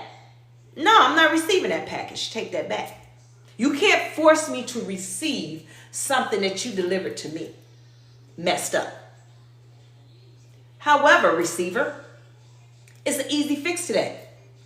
When they get to being smart in the mouth, they want to deliver their message to you. Boop. You're not talking to me. We're not doing that.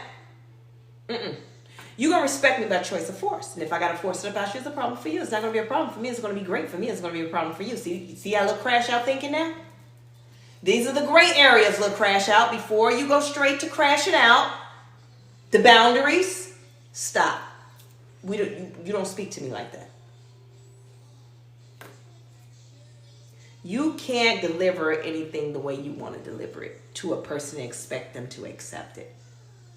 So both parties need to understand that, hey, receiver, you don't have to take that, but you don't have to freak out. What you gonna cuss FedEx out for? What you calling Amazon cussing FedEx out for? What are you cussing about? Just say, I'm not signing for that. I'm rejecting it. And they're going to take it and put it back on their truck. Same with that person that came and said what they said. No, you will not talk to me like that. Because I know who I am. I don't know who you are. I don't know how you crash out. But I know my crash out is a tad bit on the spectrum. It's a tad bit way out there. So I know that I need to stop you right here. We're not doing that. Those are my boundaries. We're not having those conversations. I'm done. And that's it. And it's okay. Now, if you still want to have that conversation, I need you to go calm down. Think about what you're about to say to me. No, it's not that you're treating them like a child. It's just that you're enforcing your boundaries. Think about what you're about to say to me. Because if a person loves you, if a person care about you, they don't want to hurt you. Even the crash out don't want to hurt the person that they love. They just don't know how to deal with the person that they love. But if a person loves you, you can have a conversation and it can just flow. Sometimes tensions, it gets high. Sometimes it gets high because of the fact, the passion, how you feel. But you have to know, you have to always, you are accountable for you. You have to always bring yourself back down and say, okay, wait a minute, let me calm down. Because I hear you talking, but I'm not processing anything you said because I stopped processing it when we got to this one right here, and this is where you got me effed up at. So I'm not hearing anything. I'm not processing anything right now because I'm stuck here. So let's go ahead. I'm going to go ahead and step away. But, okay, I'm the receiver. I'm going to go ahead and step away. So deliverer, thank you for the follow. Thank y'all for the likes. Thank y'all for the share. So deliverer, this is what I need y'all to understand. When that person say they're going to step away, I need you to be mature enough to say this. Okay. And you step away. You maybe put some thought into what you said or how you said it or how you can say it better. But don't do the whole, all right, I said what I said. You see what I'm saying? You cannot be mature and immature at the same time.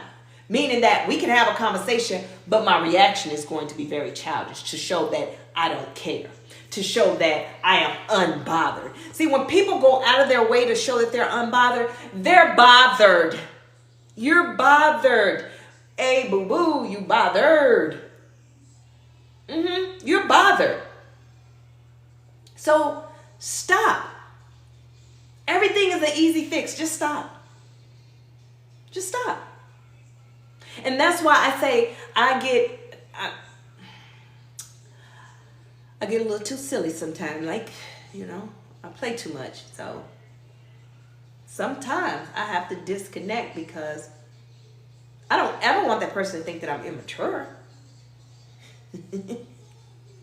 I don't want you to think that because I'm not. It's just maybe your facial expression is funny to me or your reaction is just funny to me. Like, I don't take a lot of stuff too serious, especially if it's the person that I love. If I love you and I see you about to crash out, I have to stop myself because I'll do stuff like narrated, like it's Animal Kingdom, you know. In this moment, he's bucking up his chest as his veins on his neck pop out. Cuckoo! You know, stupid stuff. So I have to disconnect, but make sure that he don't see that. He don't see that because of the fact, anytime if a man is being vulnerable with me, that's one thing my dad talked about. You never play with a man's feelings. If a man is being vulnerable with me, you got my undivided attention. I don't care how dumb it sounds. Because 9 times 10, it's probably going to sound dumb. Because they don't know how to speak and talk out of their emotions. So it come off dumb, you know. I'm like, trying not to laugh because it's like, come on. Get it out, rev it up, you know. But, yeah, but you have to know when to disconnect. Because you don't ever want to be like that, okay? So that's one of my issues. I play too much, so that's one of the issues. But I'm also the same one that me and my significant other can be in a full-blown knockdown blowout. And I don't know what it is. I do it with my kids too. I be in the middle. Thank you for the likes. Thank you for the share. Thank you for the follow. I be in the middle of going off. I'm talking about going off. I might be cussing, going off. And I'll say something funny. Because I know when I'm not mad anymore, that's going to be funny. So I'll still throw it in there. I don't care how mad I get.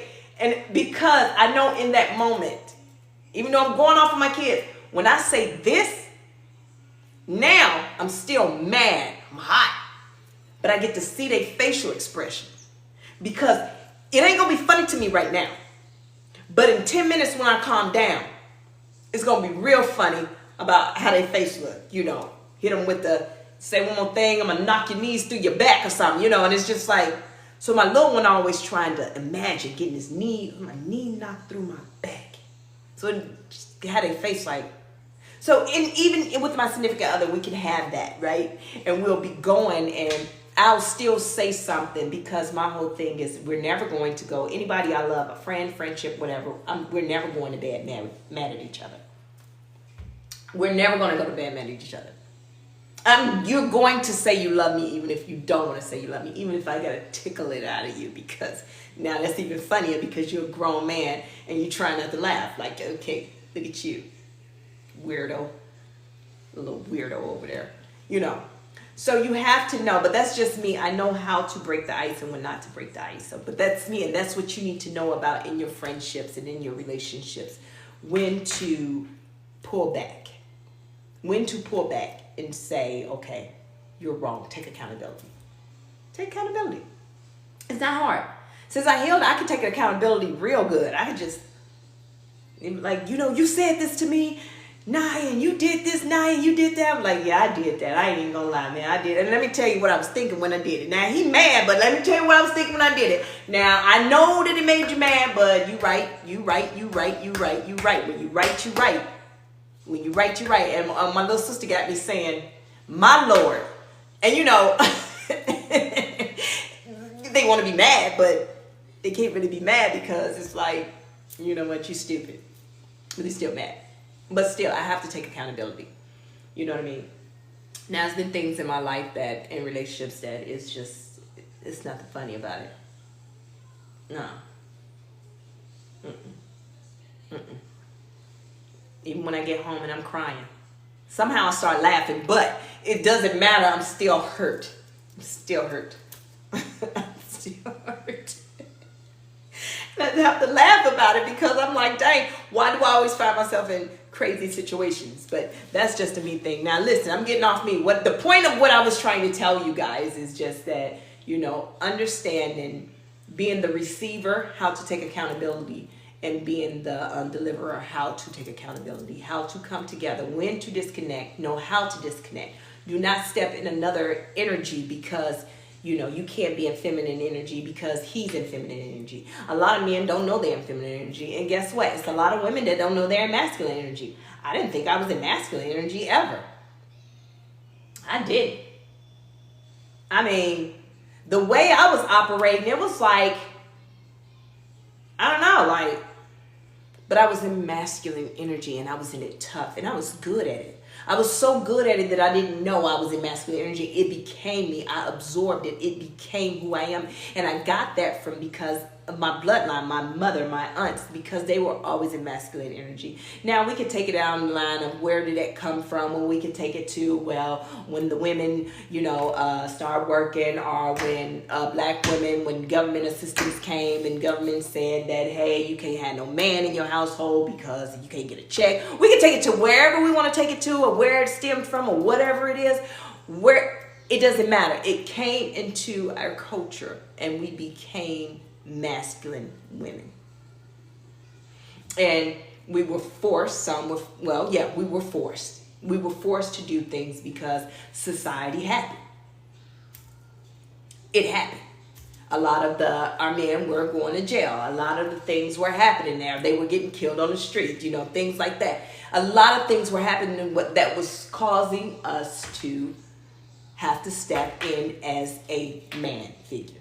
Have to step in and have our own back. Had to step in and be the king of the house, right? Had to step in to put our foot down and to challenge other men. And what was crazy to me is how I always found myself challenging men. And I'm minding my own business. And I'm good at minding my own business. I'm good at being a mother. I'm great at being a mother. I'm great at being a friend. I'm great at all those things. But I was not good at being feminine. I look the part. I'm in my heels. I'm in my work clothes. I'm in my dresses. But when you piss me off, that Gary, Indiana shows up. So, but I would have men that would always charge at me, Especially my sons play sports. So the fathers would always come at me. Even if I'm sitting as a woman with my legs crossed like this. Because I don't even like basketball. I'm a football girl. I don't even like basketball. I don't even know what's happening. Look, my kid, I'm looking at my kid. He may be trash. He couldn't bounce the ball, but guess what? That's my kid. And if anybody else call him trash, I'm going to have a problem. That kid could not bounce the ball, but that was my kid. I'm just looking, trying not to laugh. I'm trying to be a supportive mom. And then here comes this dad coming across like, hey, you need to teach your son. You need to do. And so all I seen was all that in my face. So now I don't care nothing about the game. I don't care if my son is out there doing splits on the court. I don't care what you're doing out there, kid. All I'm trying to focus on is finger in my face. And now I have to get masculine energy with a man. So that was my problem, And I had to learn that just because, shouldn't no grown man have ever came to me like that. But I can't control him. I can control me. I had to learn to not get in masculine energy and meet them where they are. Look at my son texting me. Now I'm on Do Not Disturb, but he gets through talking about mom. So y'all know what that means, mom. They want something, and I'm going to give it to them too. So I had to learn that I'm not getting in. I'm going to stay where I am. I don't even care. Like, my pride is checked. Look, sir, me and you the same size. I know I can beat you up. I'm not fit to go there with you. I'm not fit to have a point to prove. I'm not fit to go head to toe with you. I'm going to sit right here. But you better not be in choke me distance. Go and get out my face, sir, and I'm going to stay right here. I had to learn how to stay in my place. This is my throne. I'm not coming off of it to entertain anybody. And that's what you have to learn in this season. You don't come off your throne to entertain nothing, but you have to check your pride. It is so much in the healing process. It is so much to it. But we're going to talk more about that. Listen, I usually close like 10, 15 times. So I'm about to try closing again. I enjoyed y'all. And I want you guys to know, if y'all have not got the book is Trinity Walk to Self-Love. Excuse me. Trinity Walk to Self-Love. It is on, look at me, I'm doing my 1, 2, 3. Trinity Walk to Self-Love. It is on Amazon, Barnes & Noble, and Walmart website. You're welcome, Nina. And you guys can get it there. It's a journal. It's a self-love journal that I wrote with some of the tips and traits that I did to help me heal on my self-love journey. If you need life coaching, the first session is free. Book a consultation. Or if it's full, then go ahead and inbox me. You inbox me and then I can fit you in somewhere. Need personal training, whatever it is that you need that's on my website, go ahead and get that. Schedule it. If you can't find an opening anywhere, then just email email me. I'll also travel and do healing sessions, life coaching session, motivational speaking, and you have to message me on my website, and so I'll reach out to you. Just make sure you leave your email and everything like that, and we can schedule and link it on how we want to do it, okay? So I love you guys. If no one told you today, I love you, and I'm super proud of you, okay? I am so glad that you chose my platform to stay and hang out with and learn something from, right? So I hope that it will help you along in your journey and in your purpose. I just want to see you all win. I want us all to win. And like I say, I love you more. And like I always say, I come on here. I don't come on every day because I'm not one of the ones that just like to just come on and I come on with a message. I have a message and I have a testimony. If I don't feel I have a message, then I don't come on, because my main goal is to help someone. I don't want to lose followers because they're not getting anything out of it. I would like to gain the followers because I'm constantly feeding you something that's going to help you grow. Thank you, baby. Thank you, thank you, thank you. I want you guys to grow because it's so important, and I'm so glad and I'm so thankful. And I tell myself, I give myself a pat on the back all the time that I chose to heal and I chose to operate my purpose, because it is people out there that need me, you, us. When I was going through my healing journey, I didn't have anybody. And it was lonely, it was sad, it was hurtful. I had to pick myself up off the floor multiple times. You're welcome. I had to pick myself up off the floor multiple times. I had to go to bed. I had to go to bed, starving. It's not that I wasn't eating, right? I didn't have an appetite. I didn't know what was happening to me. I didn't have anybody to call. I didn't have nobody to give me encouraging words. I did not have a me. And I'm going to make sure, and that's what I talk about in my book, having a night buddy. And so, yes, so you know how it is, Bree. So having a night buddy, that was so important. And I'm going to make sure that I'm always going to be a night buddy to you. A night buddy is me. Somebody that can help you get yourself on track. I can lead you and I can tell you where the water is, but you still have to make that journey yourself, okay? So remember to pour into yourself. That's right, Bree. Remember to pour into yourself before you pour into others. God will always fill your cup up until it overflows. The overflow is what you give others. You never give anybody anything out of your cup. Your cup is for you. That is your inheritance. That's what God wants you to have. And your overflow is for the people that God is going to send to you for you to feed his sheep. Now, being that here soon, the churches and all the storehouses, because that's what they're supposed to be, as a storehouse, there will be no more. And it will be you. You will be the storehouse. That's what that overflow is for. Don't give it to anybody just because you got extra. Or you want to flaunt and flaunt and you want to go out there and make it rain. That ain't for that. God is going to bring someone to you that's going to need that. And your inheritance, your